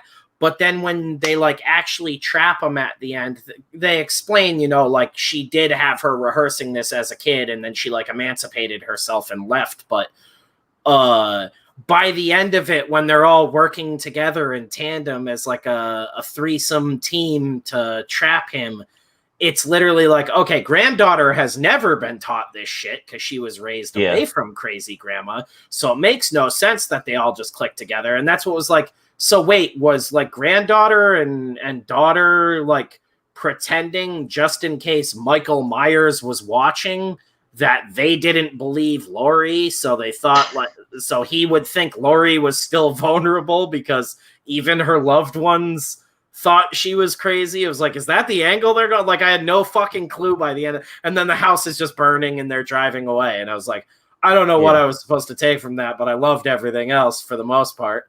the other twist than is what got me new too. Loomis. What was the twist? That's the twist is the Loomis Yeah. thing where it's like the new guy that is Loomis, but he wants Michael Myers to escape. Oh, but And he's he just twists the his guy mustache. running bootleg Mortal Kombat. Oh, it's stupid. That So was dumb. that's not even the twist. That's the whole backbone of the story. That's why I was saying the story makes no fucking sense. The twist that's revealed to be the entirety of the plot is that this guy planned for the whole thing because he wanted to get an apex predator together with the one victim that was able to get away from him and see what the clash would be like all these years later. And it was like, When they're 70. scientifically, that doesn't have any merit. It's not like they're both in their absolute prime now. Like, Give him the Geritol. Yeah, it's not like Yeah. Secret Wars and he's the Beyonder and he's like, bring the champions together to do yeah, battle. right. It's like, then maybe, that sounds cool. You do like a Jamie do a Lee's eating her movie poop with- you yogurt. cast some, yeah, right. You cast some chick to play young Jamie Lee and you get a Michael Myers and you do something like that. Then that would have made a little bit more sense. But this like random Indian dude who's ironically like the exact same age as Loomis, even though Michael Myers and Laurie are both fucking old as shit now. And that guy, how long? I can't even remember how long he says he's been working with Michael. He said he took over like a year or two after Loomis or something like that. So it's like this guy took over as Loomis. He says he was like Loomis's understudy, but he had to be like what, fucking 18, 19 years old when he took over being the lead doctor for like the most prolific serial killer in this area. It's amazing how that job makes people look the same too. Yeah, right. He even looks like Loomis. Like, shrivel up into Indian Dr. Mario. Like, hey, it was 70s. Hey. And he was the death that like threw me over the edge with that. That was where I was like, I don't want Michael Myers to have like superpowers. Like the pin to the wall in the original is, I think, like at the absolute threshold for that kind of shit, where it's like almost tipping into like Jason Voorhees levels of like fucking strength. And he's not even a big fucking dude in the original movie. But when he kills the doctor in the reboot and fucking stomps on his head and in one fucking stomp just puts a hole all the way through it and turns it into a puddle, it was like, oh, okay. So we're doing one of these. Like it was like they wanted to do like a little sprinkling of Rob Zombie style Halloween into it. It was like really weird to do everything so grounded and so well and then throw in a bunch of weird shit like that where it's just all of a sudden crazy bloody and like it didn't even need that. The one shot that they do with the chick, I found out after the fact all the blood they sprayed on the window was to cover up like an edit they did in it. So I get that, but that one where he sneaks up behind the lady and slits her throat and it sprays like a cartoonish amount of blood all over the window. A little thing that bugs me was like the guns she chose to take on Michael Myers with. She's like, let me get my cowboy guns. Let me get my Winchester from Michael Myers. She's not an AR-15, not an AK. She's like, no, let me get my old-timey revolvers. And then that fucking asshole I'm going to kid, challenge him to a duel at noon. the asshole kid doesn't get killed. That was one of the things that I liked. It subverts your expectations with that. The shitty boyfriend. She's trying to do a back-to-back duel with Michael, and instead of going, like, walking away from each other every time she looks, he's just right behind her. What? He just stabs her in the back immediately. Didn't she have, like, security bars on, like, every room in her house, too? He's like, oh, you're a dirty dog. That made no sense to me. She had that bondage dungeon.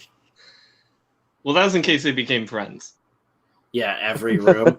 Yeah, she's gonna break him in like a feral cat. Oh, she's like, I can change him. Yeah, I'm gonna lock him in until I can make him horny. She's on Springer. He killed all your friends, but now you want to fuck him. He's in like a Hawaiian shirt and board shorts, but still wearing his mask. Then they we'll go on see if Maury. that's Mike Myers' baby or not. Yeah. So Michael Myers, you are the father. Oh! He throws the mask off and walks away. Yeah. He gives up. I just like the idea of the mom walking out before the test results and she's holding a baby that's got a face like a Michael Myers mask. It's clearly his baby. Maury's like, I'm gonna get. Let's get into let's read the results. It's flesh tone. The audience is getting into it. Mask. Yeah. Oh shit! Mike I don't know if why that's you kill all her friends and not raise your babies? That ain't You ain't a man. You ain't no man. Yeah, that ain't his baby. But Michael, I'll give you a baby. And then it comes out, Michael, you are not the father. Like, you ain't crazy. You're just a deadbeat. Comes out of the crowd. She's like, "He been cheating on you. He been cheating on me with you bitches." It's got a whole love triangle going on. And she's like, actually, the real father is your friend Freddy. Oh! He's like, that's right, you moot bitch. They take a blanket, they unswaddle the baby, and it's got a striped sweater on. Michael Myers, you are not the father. It already exists. Thanks, He takes his mask off. He takes off the Michael Myers mask, and he has a Jason mask underneath of it. Oh God, you're right. It does exist. Does that have it? Yeah. That looks like it might have that Jason mask underneath. That's he's- Chucky as Michael Myers. Yeah, that's what that looks It's like. like a sad, chubby Michael Myers. This is a Michael. Yeah, I remember Myers liking that in the movie. baby. Well, like you guys said, there were certain parts and certain like points. Like I remember when the I keep calling him the Loomis guy. When the Loomis guy was kind of having his weird moment. I remember. I'm trying to remember. There was like 3 or That 4 guy is things like- I thought were gonna happen. Like I was Yeah. like, oh, it'll be cool if this happens, and then it was like, oh, they're doing this. That guy's I like remember. monologue. Yeah. He sounds like he's like nutting in his pants the whole time. He's so excited. I was like, that was the one thing, and I thought he was gonna like go that route and start like playing into that weird like, I'm a psychosexual weirdo. Like this gets me off. Like the idea, like I'm gonna watch Michael Myers murder this chick and just fucking bust it hard. And I'm like, gonna go viral with this. yeah, I was like, oh, this guy's like super nuts. And I was like, nope, that was just a weird actor's choice. Like, that was how he chose to deliver the lines. But like, he's like fumbling over his words and almost like giggling to himself. And he sounds like he's like getting all riled up. And I was like, is this guy like horny for murder? Is that what's happening? And then he kills the Michael's cop gonna and all choke that chick, and I'm gonna choke my dick. Yeah, like, oh, it's one of these things. And I was like, that's fucking dark. And then it doesn't happen. But that's where my mind goes with like every movie now. And I'm always like, I gotta write a fucking movie and really fuck some people up, I guess.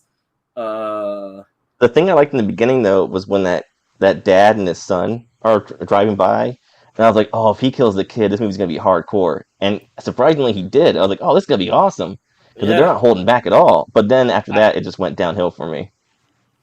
I was surprised by that. Wow, they killed Rex that liked that as slack-jawed well. retarded kid. That's amazing. The kid was a That's little the thing bit I of a was talking about. disappointment, though. The cop well, car it's scene. because Michael Myers is infamously homophobic, and that kid wanted to be a dancer.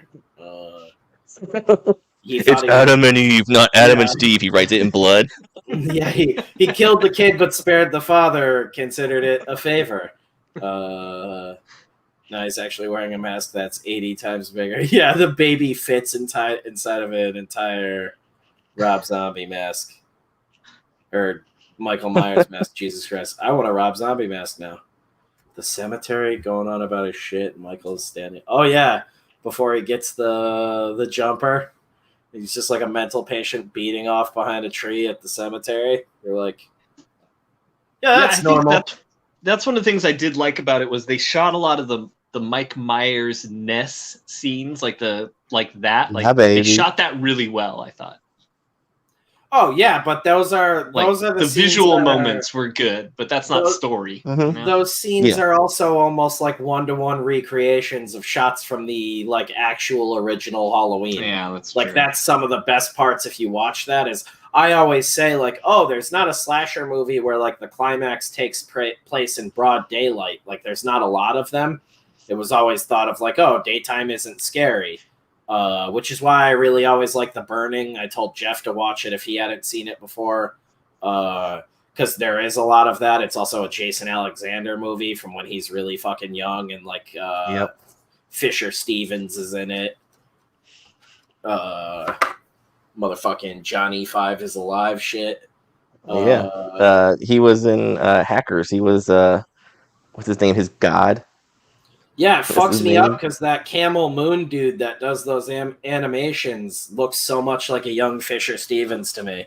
And I don't think anyone else has even said it, but I was like, this guy needs to have a fucking He's another one of the boys. He's Five good. rolling around He's with always good.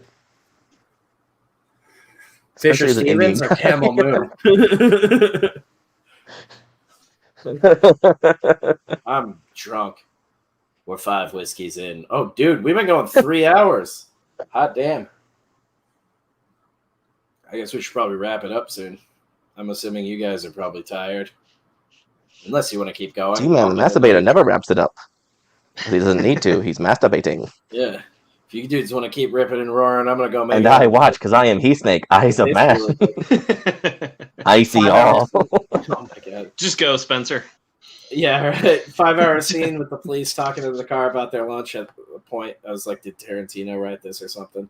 That was just them flexing their like old funny guy muscles from back in the day, because I'm pretty sure both those dudes did Foot Fist Way together. Who, Jody Hill and Danny McBride? Danny McBride and what is it, David Gordon Green or whatever? Isn't that the other dude that did the Halloween movie with him? David Allen Greer. Motherfucker. That wasn't him? I thought it was. Hated it. That'd be funny if it was him the whole time and I had it wrong. Fuck, It's dude. just prolific as shit. Yeah, he's also doing a new Exorcist movie, I think, with Danny McBride. Yeah, right. Such conflicting feelings. Is Danny McBride the demon? That would be amazing. He's possessed the little girl.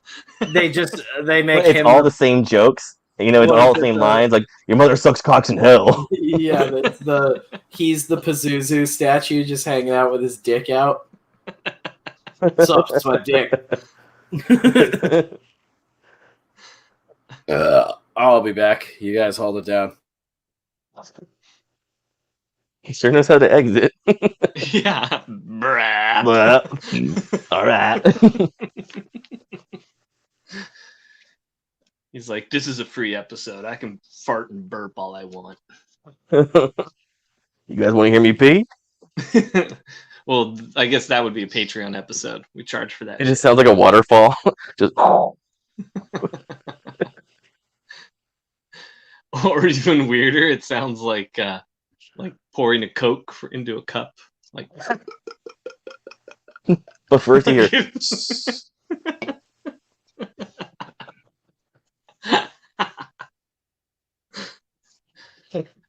it comes out thick. It's like. Gotta keep it carbonated. It's like jelly. Oh. He has to squeeze it out the shaft like a tube. Like a Go-Gurt or something. Now, a lot of people squeeze it at the head, but you want to squeeze it from the base and up. Yeah. It's like milking a cow. Uh-oh, he's listening. I know. He's like, they know my secret. It's like, guys, you're still live. Stop telling people what I do. Stop telling me about my jelly pee. Yeah. So what if I don't drink enough water? It's my prerogative. Ew, gross. Rex says it looks like banana pudding. Oh. No more even banana worse. pudding from me. Because it's like opaque, which I was not picturing. I was picturing it semi-transparent, but now that it's opaque like pudding, that's for some reason even worse. Oh, it's all creamy. I thought I was your snack pack. You need some vanilla wafers for your pee? Oh god. What movie was that in though? That was I think it was Seven. I think it was Kevin Spacey's character talking about being so dehydrated at one point in their life that their piss was like snot. And out of the whole movie, it had to be Seven, right? Is that for the drug addict? I don't remember. It's he's admitting something. It's when he's doing his, quote unquote confession to the police. Yeah. I forget which murder they're talking about, but he's talking about, that at one point he was so dehydrated. And remember, out of all the stuff in that movie that's messed up, like after the movie, like we were leaving, like the whole dehydrated pee thing was the thing that stuck with me. Like it just bothered me for like a week. I was like drinking extra water. I was like, I don't even know if that's true, but that's fucking with me, man. I didn't like that at all. Meanwhile, there's like beheadings and all kinds of gross stuff that happens, but I was like, oh, dry pee. Oh. The drug addict thing is the one that fucked me up for that movie. Just because this guy was just sitting there like emaciated and like decaying but still alive. And then they describe it in the hospital where like, yeah, he's basically living in hell. That's right. Oh God. He even said something like that. He said something like, "Oh, he still got hell to go," or something like that. It's something really cold. It's like, fuck. Yeah. That's a good movie. Yeah, that was a good movie. That was one that like I remember watching Seven and thinking Seven was like I was like, oh, this feels like a cartoony version of Seven. Or wait, what did I say? Seven. I remember watching Saw and thinking this is a cartoony version of Seven. Gotcha. And so it didn't bug me as much. Because then there's just something to the real worldness of Seven that was just like, oh, this is too real. There's that pegging with the bladed dick. Oh. God. Oh, your pocket will never be the same. Your pocket now has a hole in it. Yeah. Damn. No, that's I think I blocked out some of that stuff too. Because Are you a Fincher fan? What else did he do? I can't think of what else he did right this second. Fight Club. Yes. Do you have a favorite film of his? Let's see. Probably would have been Fight Club for a really long time. Pull up his yeah, I need to see his his work, IMDb his really oeuvre.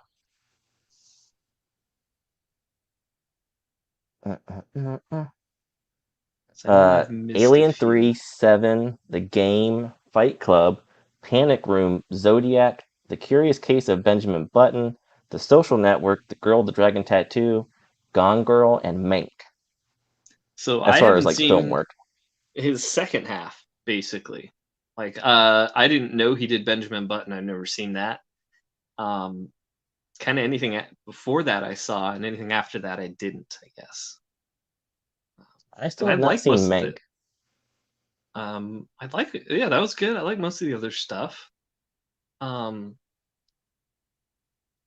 other than Fight Club and Seven, I don't remember much from the other films. I also didn't watch them as much. Fight Club and Seven are very, very rewatchable, and they were kind of I don't know, available for the home market back when my friends and I were still buying a lot of like VHS or starting to buy DVDs, and so it was like it was a movie that everyone had, like that and Donnie Darko. Everybody watched a lot. Right. That's true. Especially because when we're in our 20s, we're trying to be like, oh, I need to be able to break this down better than other people have. You know, I'm going to rewatch this and I'm going to have a better take. This is important film making too, you know, like everything is important.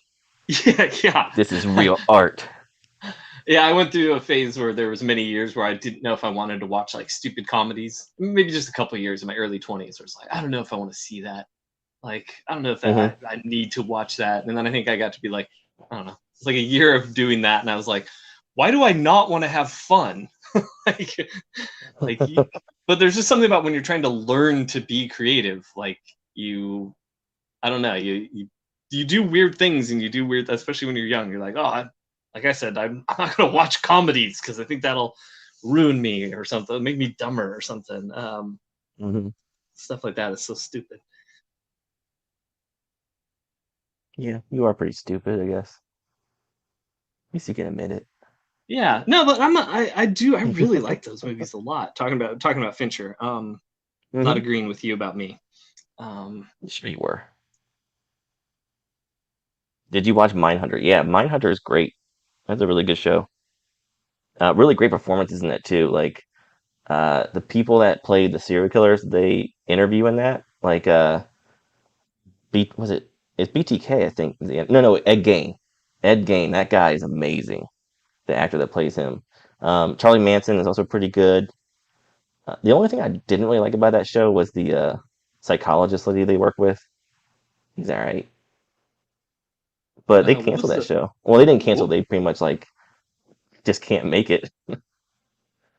What was the premise to that? I don't know what that was. It's based on a true story. My wife actually like knows all about it. It's She has like the books and stuff for it. It's get her on then. when the wake up, get in here. Yeah. It's based on the true story of when the FBI started to really investigate the psychological connection to these serial killers. Like beforehand, it used to just be like, oh, they're just crazy guys and they're evil, whatever.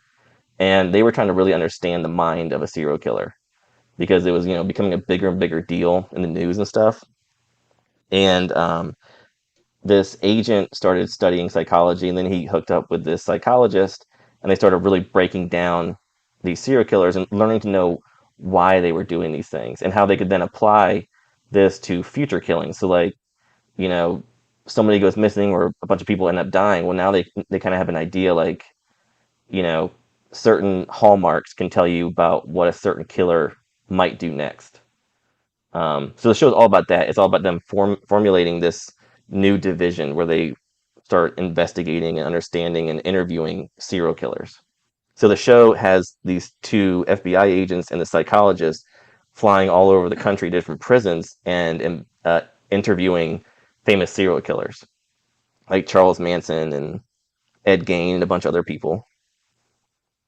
It's a really good show, but then there was something happened. I can't remember the details. But basically, they're just not going to make it anymore. Like, it didn't get canceled. It was some kind of weirdness behind the scenes, but Netflix. That was like shedding too much light on some executive of theirs or something. Giving away all our secrets. Yeah. I need to watch Seven again. You go spend ridiculous amounts of money on Bergman DVDs at Barnes & Noble. You gotta watch Leonard 6 now that fucking Cosby's out of jail to celebrate. Talking about dumb comedies, I watched Norbit the other night. I haven't seen that in since it first came out. And as dumb as the movie is, Rick Baker did the special effects for that movie, and all the makeup looks amazing. That's insane. It's actually kind of crazy to watch it and go, wow, like Eddie Murphy actually looks like an Asian guy in this for real. Well, no, it's just funny to think Rick Baker involved in something like that. Because even the Sam Winston School, like they do all kinds of stuff that isn't awesome monsters and stuff for movies, but we don't think about it, It's like it's so funny to think about that. I didn't know he did the makeup for that. He did. I think he also worked on Coming to America and stuff. That's makes sense. The makeup, Eddie Murphy always did like before Mike Myers, Eddie Murphy was killed it with the makeup stuff. Yeah. But that movie also, the reason I brought it up, I forgot I was going to bring it up tonight because Cat Williams is in it. And the whole time I'm just thinking little boy, come in here. Little boy, want my ass. Every day when I wake up, I watch Cat Williams get his butt kicked. And it inspires me to go out and rock that day. And the movie, he's hanging out with Eddie Griffin, and Eddie Griffin's like a full foot taller than he is. Jeez. Yeah, man, he did so much shit. Yeah, he did the makeups in the Nutty Professor movies as well. He's evidently been doing the makeups in all of Eddie Murphy's movies all along. I wonder if he got nominated for an Oscar for Norbit. Wouldn't that be great? From all movies, Norbit. Harry and the Hendersons, too. I knew he did Captain EO because Beth worked on that ride at Disney for a little bit when she was in the college program. He did. The film was nominated for an Academy Award for Best Makeup. Weird. I was just looking that up too. Yeah. That's awesome. Have you guys ever seen this? What? Leonard 6? Oh, yeah. I used to watch that all the time when I was a kid. So it's kind of like a superhero spy movie, a little bit. He is the star of the highest-rated series in television history. This The didn't winner of age well. 4 1987 People's Choice Awards, including favorite all-time male entertainer. Male the best-selling entertainer. comedian of all time on records. You don't mean yes. He's got America in the palm of his hand. Number one rapist in Hollywood. And now you've This got is him amazing. on video cassette. But I have nothing to wear. And now you've got him in jail. Your average tale of your not-so-average super spy. Kill him! Adventure so cool. You can taste it. Yeah, we gotta cover America's this for living the pod. Bill Cosby. How'd you get on this tape? In Leonard Part 6 on video cassette, only from RCA Columbia Pictures Home Video. So what else is new? Looking it up online right now. Gotta cover that for the pod. Torture you guys through a Bill Cosby comedy. Everybody's like pining over why aren't you guys doing Leonard Part 6 video yet? I never saw Leonard parts 1 through 5 though. Oh my god, what was it? Rex Doom that posted fucking Cracker Barrel earlier today. Now my drunk ass, it's all I can think about. I saw him post about it. I walked out to Beth. I already had a couple of drinks at that point. Walked out to Beth and was like, "We're gonna go to Cracker Barrel on Sunday," and she was like, "Oh, all right." I was at Waffle House today. Oh shit! There's not one like around here anywhere. I think the Does closest the one is Cracker Barrel in your area have fried chicken livers? Yeah, I'm pretty sure they have all that. They're that's pretty I wild. thought it was I thought it was an everywhere thing, but we were in I can't remember what state we were in driving back home. I mean, I can buy and they them, didn't like, have fried chicken livers on the menu. I was like, what the fuck? It's a Cracker Barrel. Not like fried already, but I can buy like fucking bulk chicken livers like at most grocery stores. Like people are Oh yeah, they cost like $1 for like 2 pounds. fucking nuts about them. That's not the brag you think it is, Spencer. Yeah, I think that shit is gross. I'm just like, I'm not into the texture of like organ meat at all. I've tried it and it just fucking grosses me out. I'll eat the livers. I'll eat the gizzards. I'll eat the butt. I don't care. Yeah, you're gnarly. Yeah, was it chitlins or whatever? Oh yeah, that's the intestines. Yeah, inner butthole. And what is Gross, it? Jeff. What do they call it in 30 Rock? The Chuckle Hut.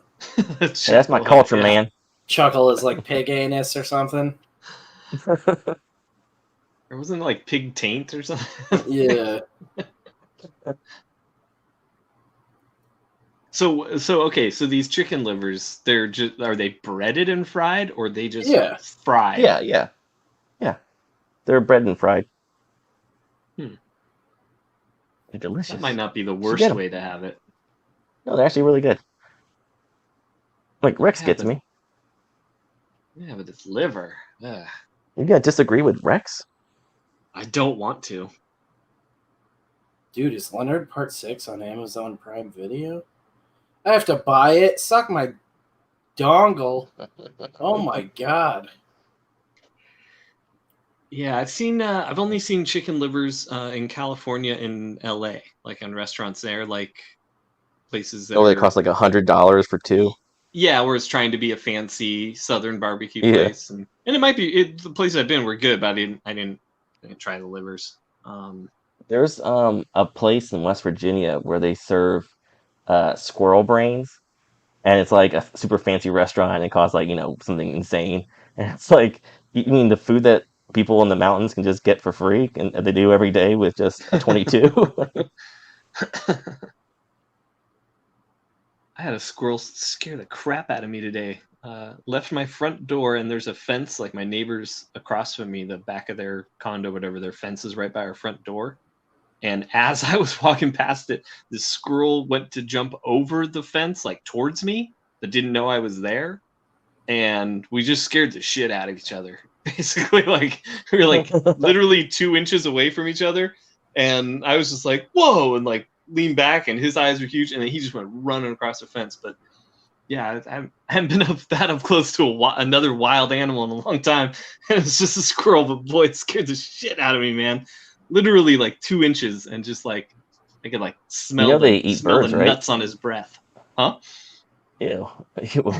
Was he going to the glory hole? I thought that'd be funny. What'd you say though? They eat birds, right? I've seen some weird, videos of Mm-hmm. certain squirrels in other places. I've never seen like California squirrels do anything like that. Not that they don't. I'm not saying. Oh, that. because they're I'm so just saying laid back. I haven't seen it here. Yeah, they're more chill. They smoke weed and Yo, you took the 405? Squirrel and that's- dumplings, bro. like everything eats everything. Like I think the last few years of like nature Instagram channels, like Dark Side of Nature and things like that, everyone's like, "Oh shit, everything eats everything." No, you're right. Like, I never knew that squirrels ate things. I thought they just ate like nuts and seeds and shit. And then it was one of those things, like you said, like just like a video somebody was sharing, and it turns out like there was like all this information that squirrels just eat like frogs and birds and all kinds of crazy shit.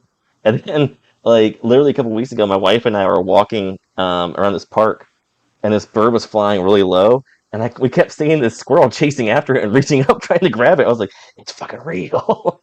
That's fucking awesome.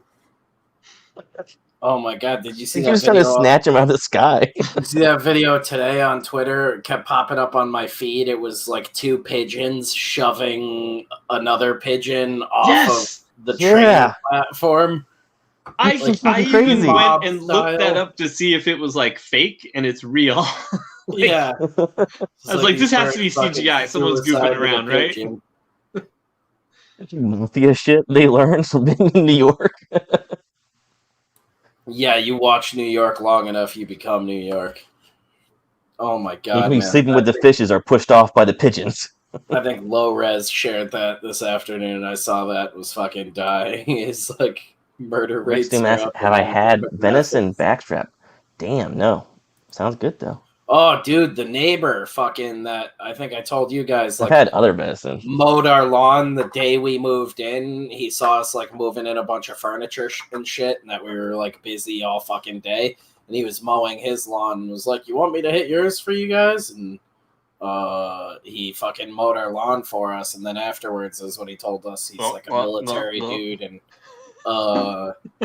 and fucking he does a bunch of hunting up in Vermont, and he was like, "Oh, come wintertime, I'll have a bunch of venison and shit. You'll have to come over and grab some," because I told him I like cook a shitload, and I gave him some burgers from Porter Road for mowing our lawn. He was like, "Oh, cool, you like meat too?" He's like, "I'll have a bunch of venison soon. You'll have to come grab some." And I was like, "I would fucking I like love that response. Oh, you like meat too? We are friends now. I was like waiting to see if you're going to bring me meat or carrots. He's like my dad's age, so I keep making jokes with Beth. I was like, I have like a surrogate dad right You next keep door. calling him dad by accident. Yeah. Fuck, sorry. He's like, it's all right, Spencer. It's a little weird, but you're a good guy. So Yeah. Okay. Hug it out? No. Spencer, you're actually older than I am, but it's okay. Right? I know I look older than you, but I'm 27. Yeah, no, he's like National Guard, but he signed up when he lived up in Vermont originally, so he still serves up there. The Canadians. Travels for it. Yeah, fighting the secret Canadian War. Get out of here, you damn Canucks. the Mounties are coming. The Mounties are coming. That'd be hilarious. It's been raging for 100 years in the snow. They can't dismount. Don't worry about it. They're just permanently stuck to their horses. Dude, all I can fucking think about, you guys are still on this chicken liver bullshit, and all I can think about is the fried chicken, and fucking mashed potatoes, and fucking fried okra, and all sorts of other shit. I'm like, can I get like 10 sides, and then like 40 biscuits? Oh, dude. I'll put the chicken livers in flour with paprika, cayenne, and some garlic salt, and mix that up, and then fry it up. You haven't can take those same ingredients, those same spices, and put them on something good too. Yeah. You just take like Damn fried chicken thigh. West and Coast mouth. Deliciousness. Well, wait, you're from California. They're organic, Ryan. You'll love them. No GMOs. Oh, and they're gluten-free too, huh? Have you ever tried those, I think it's like 99X? It's like the seasoning that, after fucking KFC fucked over the Colonel, he went and just gave the recipe to another company. Oh. No. Oh, you never heard about this? This is like a really famous story. So No, after the 99X thing I'm seeing is a radio station. I think it's called 99X. Hang on. Oh, chicken seasoning 99X. There we go. Okay. Yeah, Go so on. that's exactly the Mia KFC Khalifa in that? recipe. You can only buy it through their company. It's like Marion something. Yeah, Marion K Spices. Okay. Yeah, so you can only buy the one through their company, but that is the exact fucking KFC recipe, and you just like add it to flour, I'm pretty sure. That's like all the spices that make KFC chicken, and then you can like find the recipe on how to cook the chicken like it. But KFC, when he sold the recipe to them and they essentially like paid him a flat rate and then cut him out, he was like, oh, okay, fuck you. So he just went and sold the recipe to this company, and they just started making it as a That's seasoning. hilarious. Because the contract. I prefer Popeyes to KFC. What about you guys?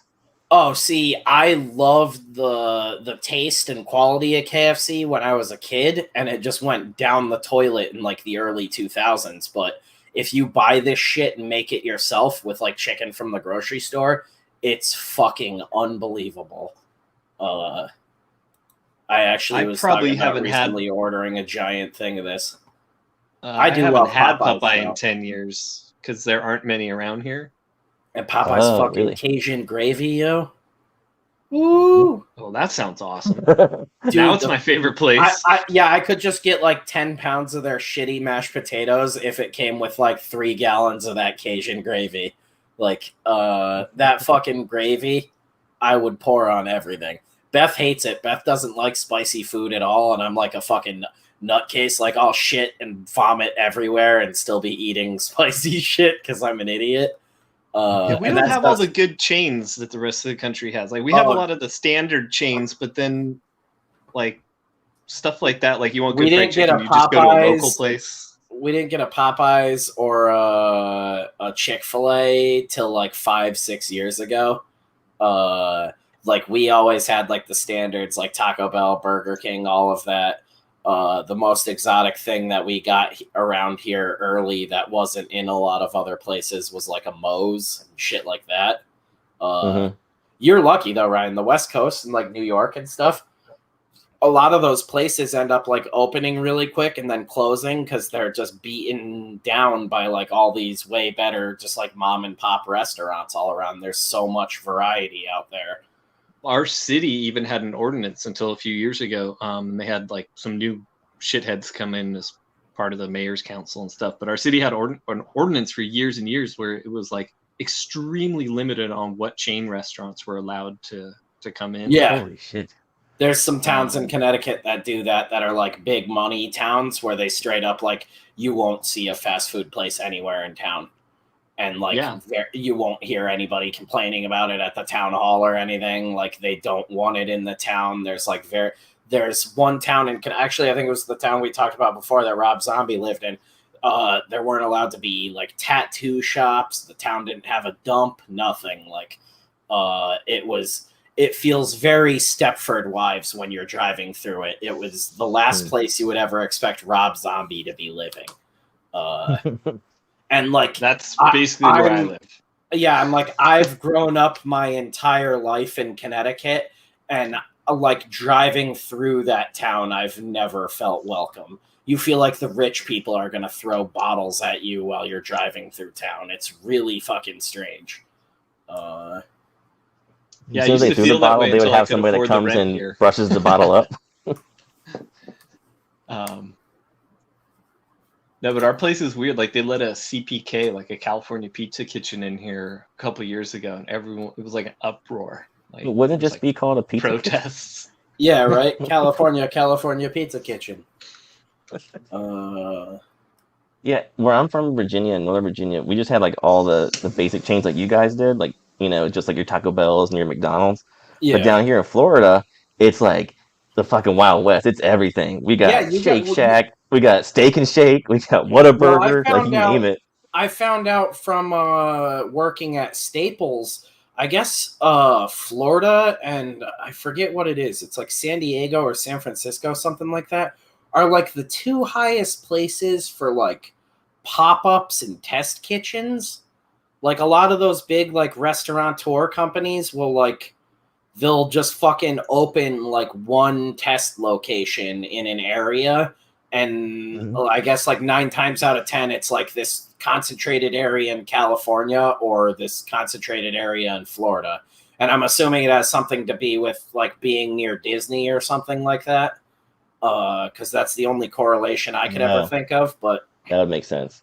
Yeah, there was tons of companies that like this was like part of the restaurant game for a while, was if you were planning on franchising and going like all over the country, you would launch in a place like this in an area. And like, I can't remember if Buffalo Wild Wings was one of the ones that really, like, their Orlando location is like still one of their highest earners.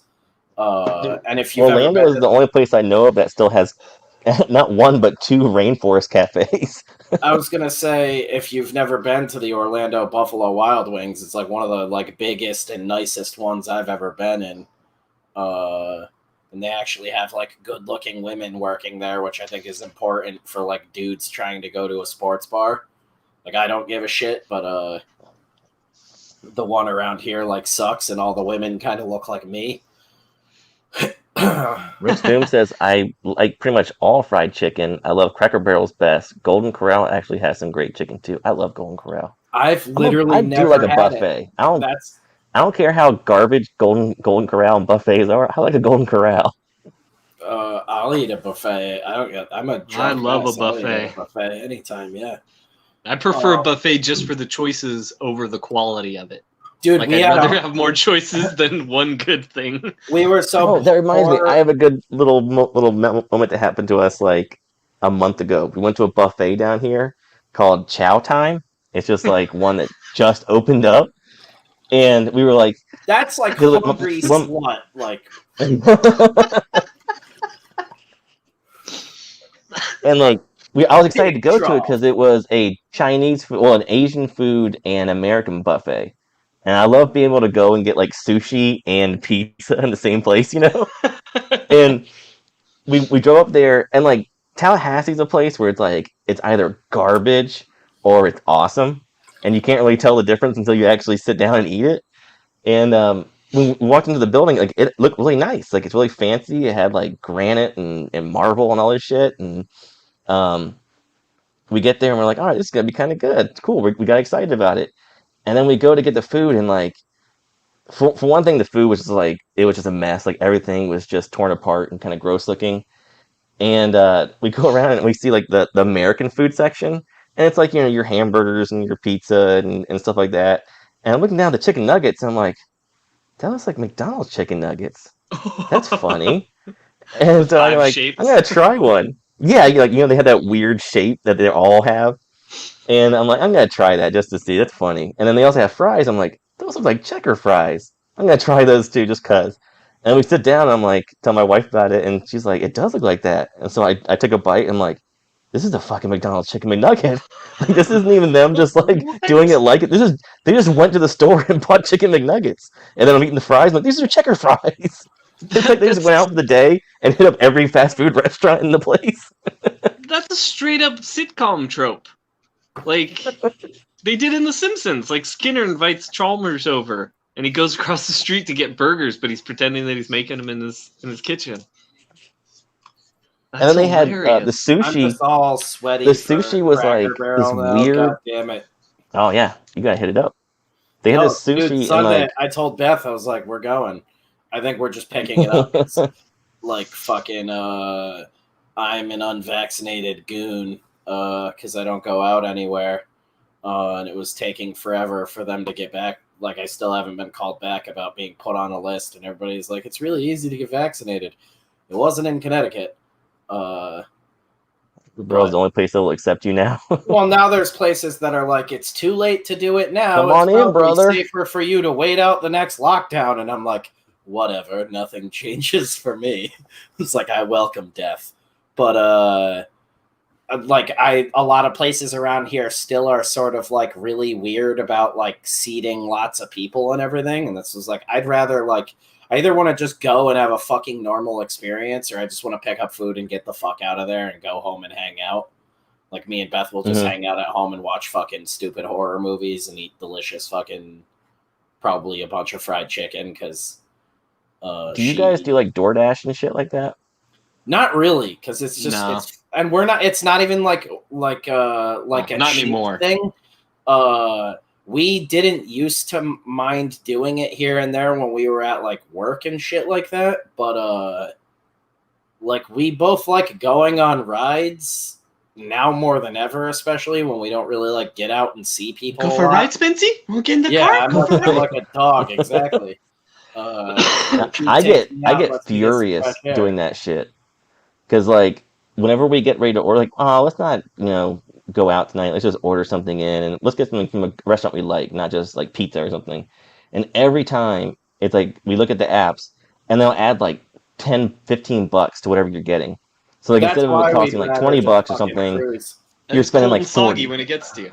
Yeah. Yeah. I'm like, fuck this. I'm not paying fucking double the price. Are you insane? Fuck you. Yeah, I'm like, I'm gonna pay almost double the price. There's only one place around here that, I mean, it's sandwiches, so you can't really fuck it up. But the one place around here that always comes in like amazing, and it's just like they're like blessed by God or something. I don't know what the fuck it is, but I don't know if you guys have a Jersey Mike's near you.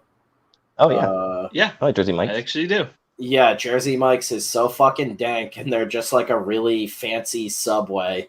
But just like way better quality meat and stuff. And that's the one thing, like every time we've ever Uber Eats'd it, it's coming perfect. They don't like fuck up the order. That's the other thing is like they can get it there on time. It can be all hot and great. And then it's like not my order at all. It's like just like some other dude's order. And Uber Eats is like, we'll refund you the money. And I'm like, okay, well now I need to order again and wait another hour for fucking food. Well, this has onions, and I'm allergic to it. I already bit into it. I think I'm gonna die. Eat some other dude's dog shit that he ordered. Why do you order dog shit? The guy from DoorDash that delivered earlier was a cowboy. Fucking weird. Oh, so you even DoorDashed it too? Damn, Rex. Had the whole night planned out. I didn't even think of that. I was like, Beth, we'll just go for a ride on Sunday. She's got like a baby shower and shit to go to tomorrow. I got my old roommates coming over. We're probably gonna fucking hang out, drink beers. And Spencer has his own shower he has to deal with tomorrow. Yeah. Saturday. I have a golden shower. He practices the buddy system for his showers with his buddies. Yeah, make sure you hydrate, Spencer, so you don't get jelly piss. Yeah, the funny thing about Jeff going to Jeff going to a Chinese buffet and being alarmed that there's McDonald's chicken nuggets there is the fact that McDonald's chicken nuggets are literally stolen from like Chinese food and Japanese food and tempura batter. Like that's all chicken nuggets are. It's ground chicken and seasoning and tempura batter that they have like, I think it's 3 distinct shapes. It's like random nugget shape, circle shape, and boot. Yeah. Yeah, it's like California shape. Yeah, there's various states. I'm pretty sure shield and boot are 2 of them, and I think the other one might just be referred to as the round. But the shield is the one that's just like classic, like random nugget shape, and I guess by shield, I think it's sort of like the old police badge kind of shield. I think that's what they were called. There's like a McDonald's documentary or something. Getting back to that though, the sushi. I love sushi and I always try like any kind, whatever it is. And they had all this sushi laid out and they had names on them, but some of them didn't. Some of them just random stuff. I'm like, it's just sushi, grab it. And all the sushi was, pretty bad and just plain. But there's this one piece I ate and I'm like eating it and I'm like chewing on it. And it tasted like a fucking Slim Jim was in the sushi. And I was like, is fucking Kayla working here? Yeah. Chicken McNuggets, that's literally just fucking pressed down ground chicken that they mix. I think they say it's just like some salt and pepper I love the name. Stuff in it. Bone, bell, ball, and boot. Yeah, that's what they are. There's 4 of them. Bone, bell, ball, and boot. And yeah, somebody figured out the percentages. Oh, this is his favorite. I prefer the boot. Yeah, no, someone figured out a while ago the percentage of how many actually come in it. Yeah, right.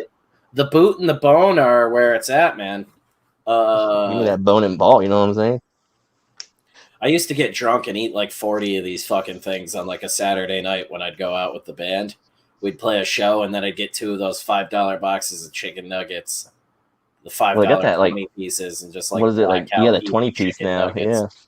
Yeah, dude. Like the band, when they first came out with those, like the band was like at its peak of like playing shows every weekend, and that was literally like religion. I knew I was dropping like it was like 10:36 or some shit like that.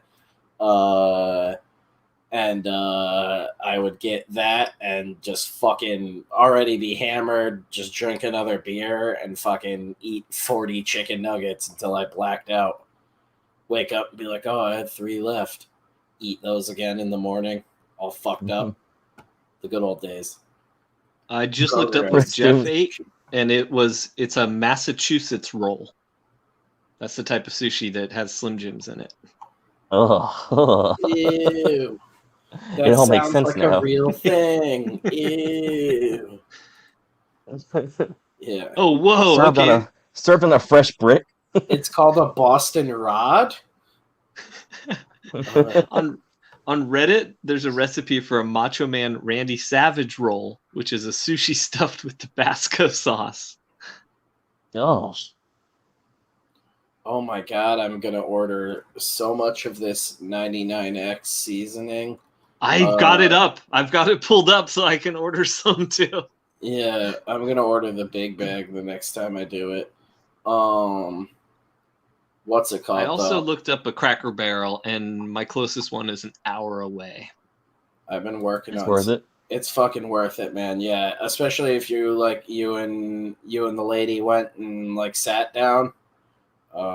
It's definitely worth going and eating there. And get some coconut squares and some sodas from the. If you're a breakfast guy too, they got breakfast where you can get like fried chicken and some eggs and shit, and they do breakfast all day long. Which I'm fat, so that's a huge plus for me. Cracker Barrel's the shit, man. I used to live literally like across the street from one right out of high school. Actually, right before the band started, and it used to be like we'd throw keggers on Friday nights and get absolutely obliterated, and then whenever we all woke up the next day, we would all just cross the street and go to Cracker Barrel and eat like our birth weight in fried food. Yeah, the thing is with Cracker Barrel is when you go there, you gotta, get your good food. But before you get the food, you play the little game where you put the sticks, the pegboard game, and then after you eat your food, you go and you buy some candy, and then you buy a Kenny Rogers CD, and you sit in the rocking chairs for an hour. Abba Zabba's one of them parrots that yells shit back at you.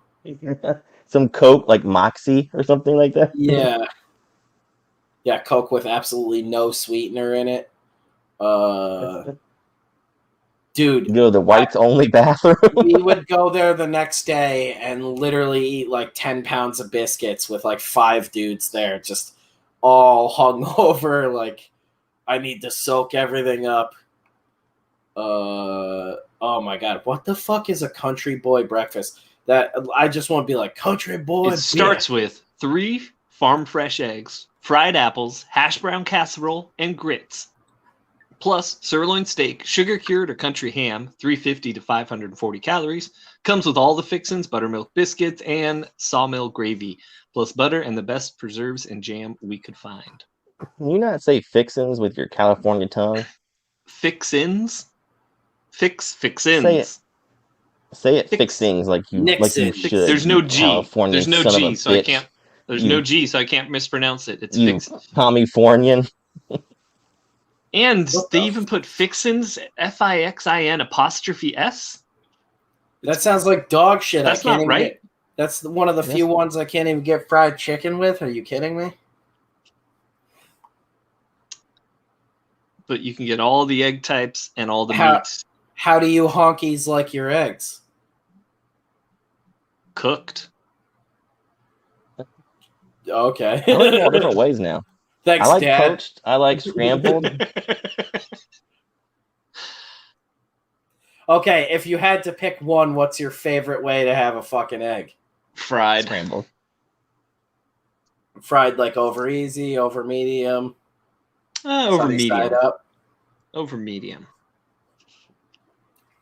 I feel like I'm a very rare overwell. I love a good hard yolk. This is a weirdo. raw. He just eats it with the shell and everything.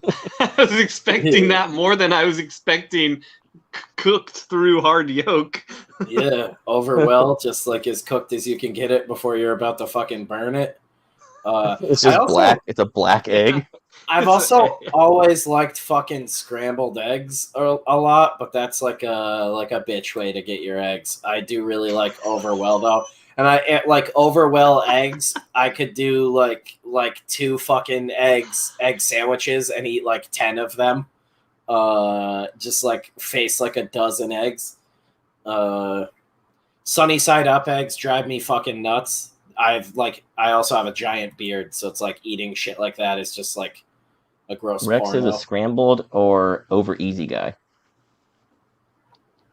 Yeah, over easy works. If it's over once, I need it over once at least. I need some of the white slime to be taken back a little. Yeah, you got to be really fucking good good at cooking eggs to really like get that layer gone and not flip it at all. No, my wife can make killer like cafeteria style scrambled eggs, but if she tries to do anything else, like I just stop her. I'm like, no. This sounds awful. Cafeteria style? Yeah, dude, like tray eggs. You've never done that? Yeah, super fluffy. Like that still does not sound good to me. Tray eggs? No, it's wicked fucking. I will admit it sounds way gnarlier than it actually is, but it's just like you're basically like mixing it all up. Man, prison eggs, you know, like a deep hotel pan. It's almost like doing like a quiche or like like an egg casserole or something. It's not that crazy. You just like fluff it up after, like your fork. See, I make my scrambled eggs the way Gordon Ramsay does. Way more fucking eggs really fast. They're amazing. Like that was like the summer camps and shit used to do. That's how they'd cook eggs early in the morning. Yeah. I think you're thinking like sheet cut eggs, like at like Burger I'm thinking like hotel eggs when you go down in the morning and get some breakfast, and there's like these. That's the only thing good at a hotel is the eggs. No, they're terrible. Once you have really good scrambled eggs, every other scrambled egg you get, you realize sucks. Any hotel, they all kind of suck. You have to get, if you make a scrambled egg like a Gordon Ramsay does, you'll never go back to other scrambled eggs. They all kind of suck after that. Oh yeah, no, but you think like, oh, all scrambled eggs are pretty good, and then once you have really good scrambled eggs, you're like, oh no, they all fucking suck. Maybe I'm gonna throw up if I eat this shit now. Gotta make it yourself. I'm watching him, so he's. Oh, this is weird. He's got it in like a saucepan, like a deep saucepan. He's mixing up butter and the just eggs. Butter. That's how you're supposed to do it, and the eggs never. And you take it off before it's fully cooked because they're going to continue to cooking when you plate them. Yeah, you never have them on a little bit wet for more than like 30 seconds at a time. You taking it on and off the heat and regulating it, and then you finish it with some. You don't need like pepper or salt or anything for them. They're delicious. So far, this is exactly how they do it for cafeterias, and exactly how my wife does it. Well, that's good. That's a good way. Good. Yeah, you're basically. So Gordon Ramsay makes individual tray eggs. Yeah, I learned it from me lunch lady. I did. Well, that's the way they did it at like my school and stuff. Was they would half cook like quick batches of scrambled eggs in a pan, and then they would go on a tray to finish in like a proofing oven. That's not even that hot. It would just carry that overcooking a little bit further to finish it. Scrambled eggs with hot sauce. Scrambled eggs can be the most dog shit scrambled eggs in the world, and you put hot sauce on them, and it's just like, yeah, these are fucking great scrambled eggs. And so I'm like, hotel scrambled eggs, I've never noticed, like, oh, these are shitty eggs, like, unless they're underdone. First time I had salsa with eggs, like, oh, fuck yeah. I was a kid, but it was just like, I just remember, like, I put my arms down. I was like, what? That's so like good. One of my favorite things to do with like an omelet is just before you roll it up. Doesn't even really matter what meat you do it in. Just like a row of salsa in it, and then fold that motherfucker over. God damn, dude. Put a little butter with your salsa sometimes. I'm just going a little extra butter. Bankrupt a Cracker Barrel. A little bit of jizz you can too. Just get a whole up to 5 people serving of fried okra for $12.50. God damn. By the way, I'm just watching Gordon Ramsay make eggs here. Yeah, and I'm just staring at the Cracker Barrel menu, drunk out of my mind. This is quality content. Breakfast all day, dudes. Breakfast all day. Rex, you did this to me, you bastard. Salsa and eggs is amazing. Chorizo and scrambled eggs.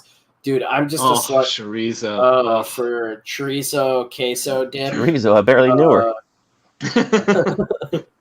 Oh, dude, I haven't had Cracker Barrel in like 2 years. That's why I'm losing my mind. Is this used to be like one of my favorite places to go to, and like essentially COVID happened, and me and Beth just forgot about a bunch of places we used to go to that aren't as close as most places.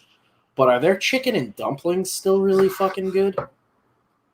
I'm not a dumplings guy, so I don't know. Oh man. Yeah, we got a really good dumplings place here. The Knott's Berry Farm Amusement Park. They have like a classic restaurant that Mrs. Knott's started in like the 40s or 30s or 40s. They still use their same recipes. Like that fried chicken's really good. If you ever come out here, we'll go there for fried chicken or chicken and dumplings. Take you to the amusement park and we get dumplings, and you'll throw up on the roller coaster. Yep, that's what you do. I will say this: there was a point in time where my blood was basically sawmill gravy. I know I'm going on Sunday.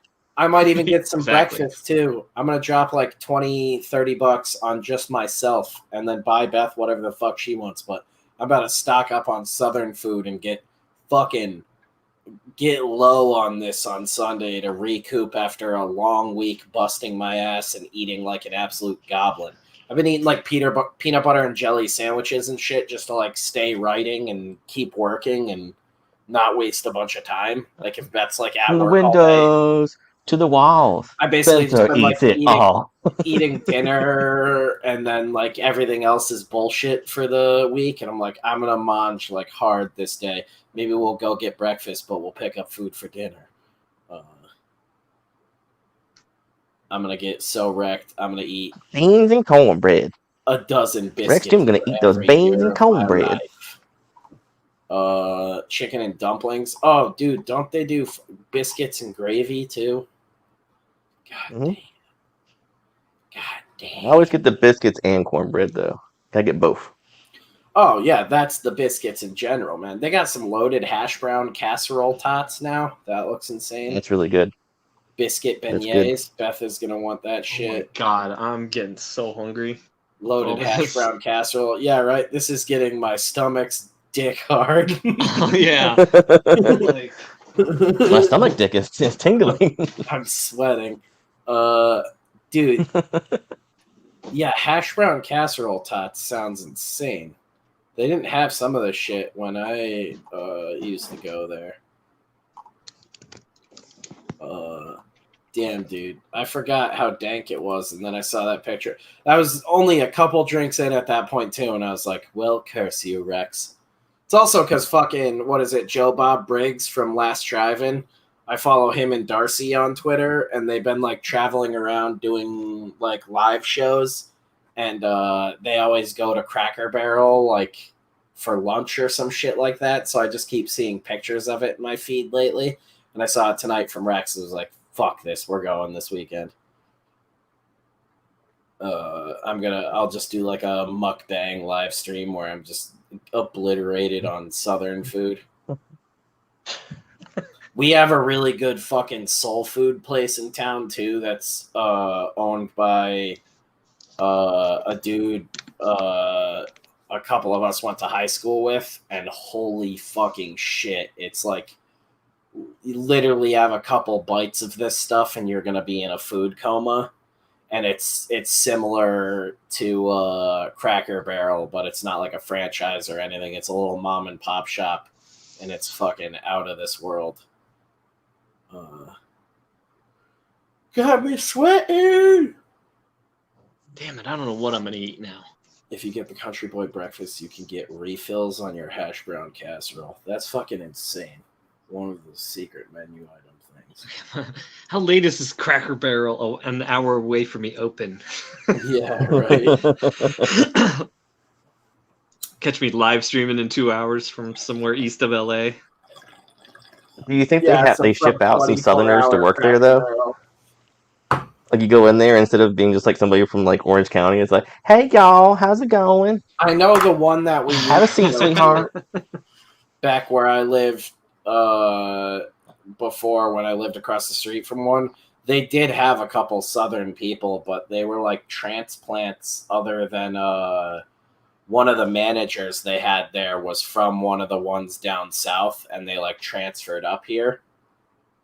But that was also, that manager was like so kick-ass at their job that like every time you would go and they were working, you were like, oh fuck yeah, like if there's even the slightest issue about this, everything is handled. The service was always fucking awesome there. I remember we would go there and it was like you would order your food and like 6-7 minutes later you just had a fuckload of food in front of you and you're like, this doesn't make sense.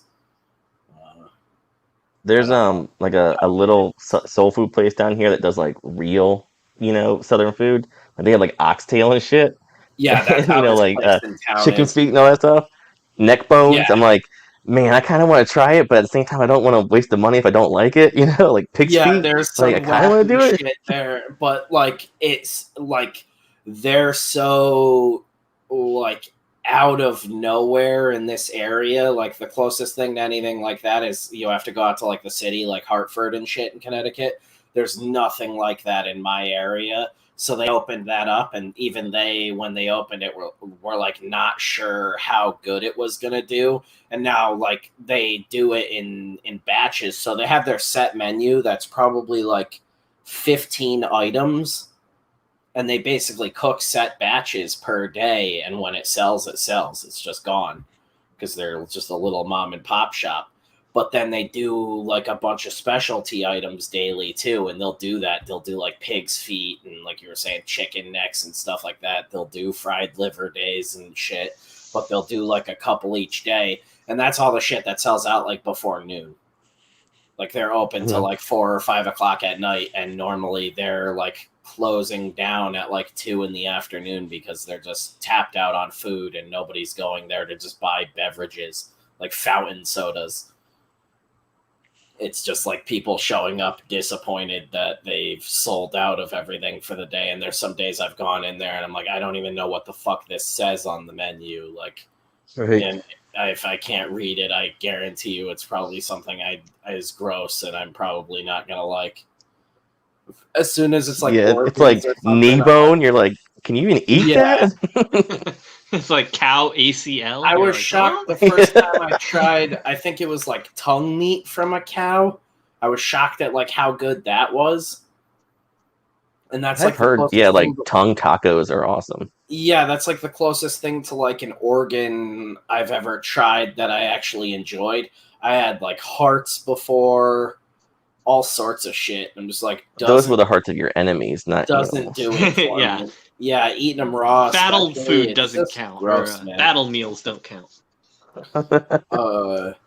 Yeah, I'm your berserker meal today. I'm not an organ guy, and I learned that from trying it. So it's like, you'll do it once, and like, I'll eat like pig butthole and hot dogs all day, but something about like just eating hunks of organ has always been like, yeah, I don't really like it. I haven't had tongue tacos, ironically. I just had like it was smoked cow's tongue at like a big pit barbecue. And I tried pig's tongue that day too, which is also like not bad, but I feel like that was a little bit like meatier. We used to go to like game dinners when I was a kid. My dad had a couple of buddies that were like big into hunting. We'd go up to this lodge. I can't remember where it was because I was really young. We'd go up to game dinners all the time. So I used to get... Because they'd blindfold me. Yeah, right? Didn't escape. Put a hose in my mouth. Fucking, yeah, they'd have me big taste game was cockfighting. They'd have me taste all this salty meat with a blindfold on. I wasn't allowed to chew on it, though. Just suck on it. Yeah, me and my dad, best of times. Going up to the hunting lodge for game meal. It was called tri-tips. We would eat like that's where I tried like pheasant and shit like that. That like I watched some try just the tip. I watched some old drunk dude like shoot the day before, and then that was like the first place. Steak. Yeah. Oh god. Bone in. Rex Doom says, I was surprised that I loved eel so much. Yeah, eel's really good. I like eel. I don't fuck with that. I can't do sushi. I tried sushi once. I'm a big like texture person for some reason, which is why organs like fuck me up.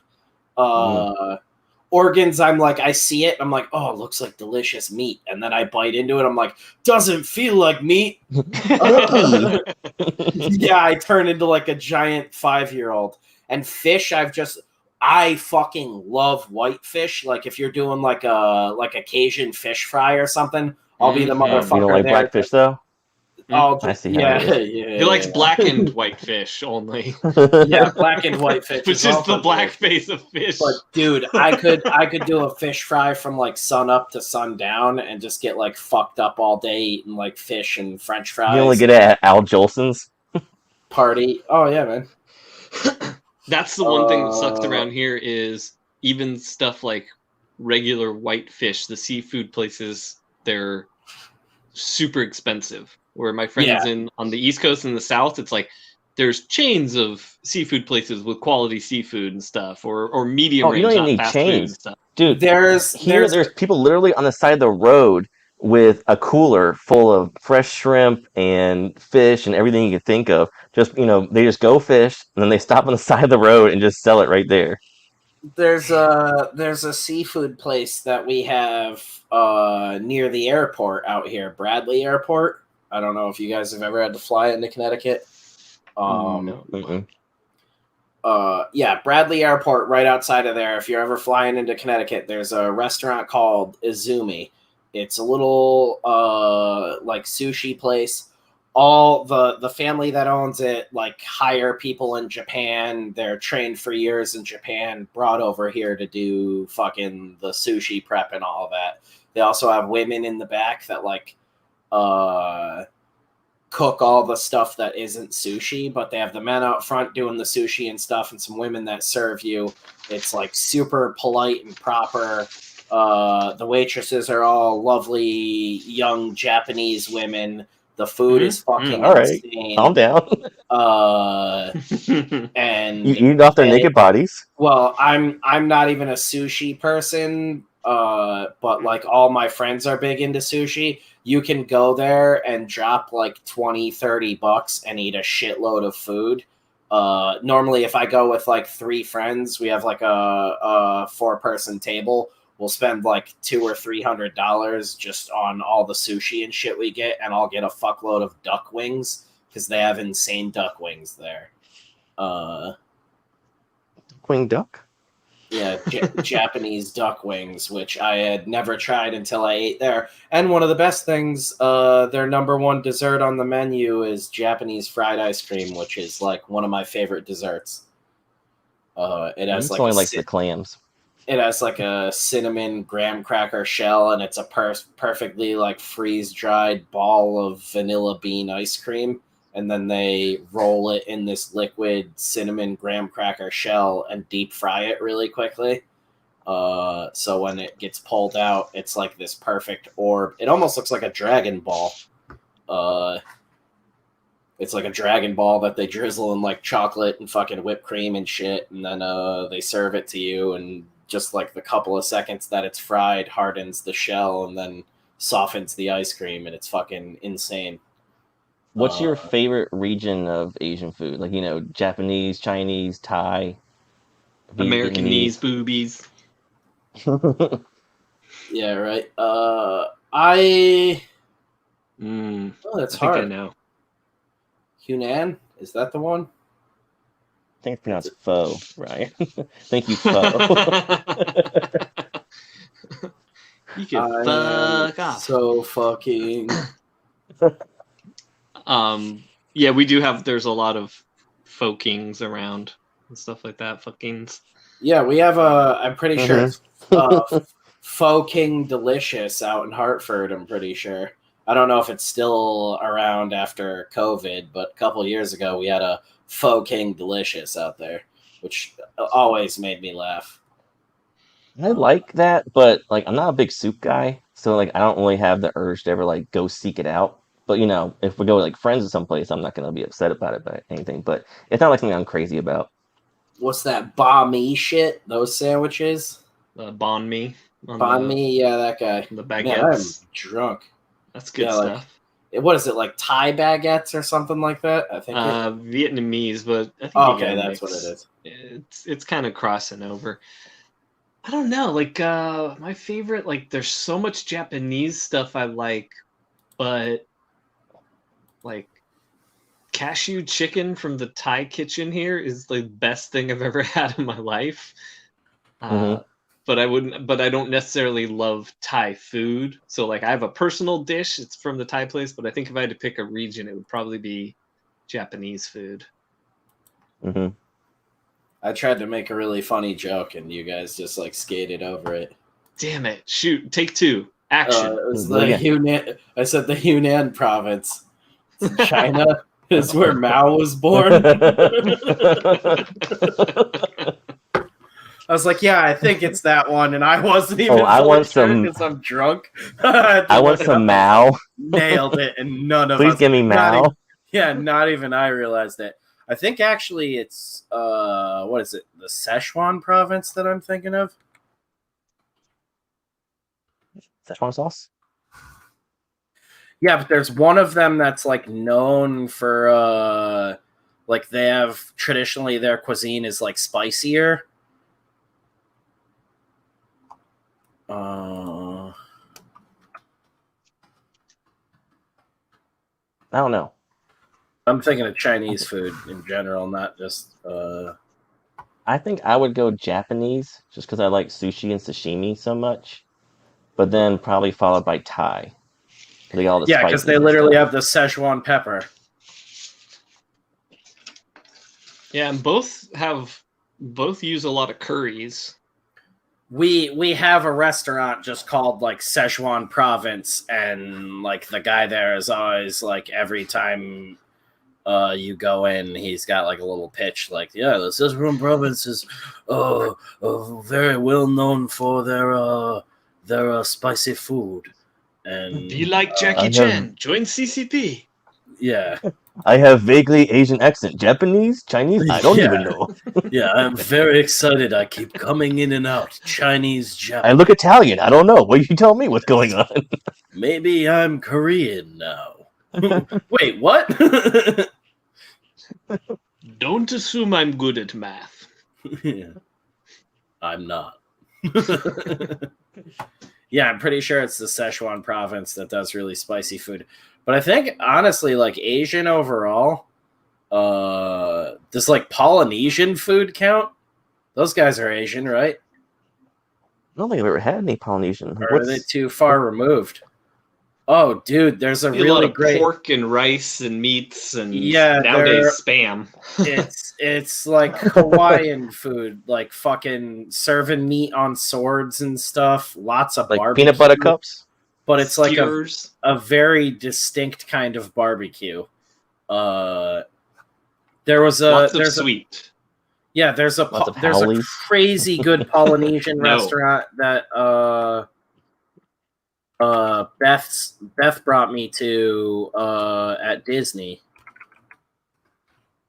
I forget. Oh, where they do the kebabs? Yeah, dude, and it's fucking insane. Those are good. They have that sweet Polynesian sauce. Yeah, we had to have spent like a stupid amount of money. That was like early on in our relationship, and her parents are like it felt like they thought I was just gonna like bail at any point in time, and they were like trying to buy my love for Beth, and I was like, I actually like your daughter. Like, you don't need to take me on any like grand trip or anything, because it's like poor kid, and I wasn't used to any of that, so I was like, you don't need to do that, because that's how I perceived it, just being like a broke ass weirdo. Are you guys gonna steal my liver? Yeah, right. Fry it. It's like Steve dying and he needs my organs. Like, I'm just eating it. FYI, I think I'm the one person watching this right now. That's hilarious. Because Rex just bailed, and when he left, it went from 2 to 1. I'm enjoying the show, guys. Yeah. So, Ryan, thanks for being our guest and our viewer. Ohana, is that the name of it? I'll have to ask. Ohana means family. Yeah. Oh. There's a breakfast place like right next to They it. eat too. Stitch. that's their Okay, meal. yeah. Ohana is the restaurant, and then I think Kona was the breakfast place right next to it. Yeah, Kona did really good breakfast, and Ohana is the one that did these fucking like skewers and shit. I'm like trying to see if they have a website to pull this up again. I don't know if You remember the wrestler Kona Crush?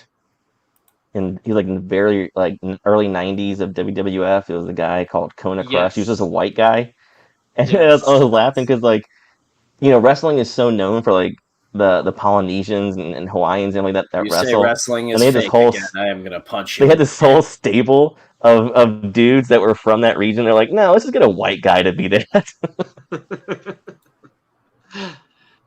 But that's funnier. Yeah, that was the thing. Okay, so Ohana, it's $55 per adult. We went with a shitload of people. I can't even remember how many people we went with, but it's kind of like when you go to like a hibachi place where you can sit around a table with a fuckload of people, but it's all you can eat, and they call it all you care to enjoy of like mixed green salads. They have like scones and biscuits and all this shit. But then the Ohana dinner skillet, which is teriyaki beef, island shrimp, like all this crazy shit, chicken on skewers, like just tons of different fucking meat, and it's all on skewers, and they just keep fucking bringing it out for you. And like, I ate so much, it got to a point where the rest of like everybody that was with us, including Beth and her parents, were like, all right, we have to tap out and like go home. Like we had to be there like 3 or 4 hours, and I don't think I ever stopped eating. I was just like, I'm gonna eat all this meat. Keep bringing swords, Polynesian man. Like he swallowed the sword, and it's not part of the performance. Yeah, he's dude, like, my name's Keith. They have these like 3-foot swords, and they got like Hawaiian dudes walking out with tons of fucking walk out with raw meat, and in like 3 minutes, it's just like delicious barbecue. And he's You're like eating their hula skirts and stuff off of them. Yeah, you want some more, buddy? I'm like, oh fuck yeah, buddy. I need roughage. There's a great Japanese like hibachi and sushi place there too. I don't know how often you're hitting up Orlando Disney though, Jeff. That's like 4 hours away from us, so not often. Yeah, worth it. That's what I figured. Just for the food, yeah, but it's like to pay like what, like a fucking $100 to get into the park for the day to just go eat somewhere is like retarded and ridiculous. Ridiculous. You can go to like what's it fucking called? Like Disney Springs or Disney something? Springs, yeah, that has a bunch of shit at it. But like Tapanito and all the places that I mentioned, actually, no, Ohana's in, I think, like the not the Grand Floridian. It's the Polynesian Hotel, I'm pretty sure, actually. So you don't even need to have a Disney pass to go in there, I don't think. You can just go there. But yeah, Ohana's, dude, you take the wife there sometime, Jeff, she'll fucking lose her mind. Splooch. All sorts of delicious food. And yeah, you'll eat so much, you guys will go home and pass out. I remember drinking a lot there too. That was the big thing. I feel like they make their money back in like alcohol. I'm gonna wrap it. And we're done. Stay, guys.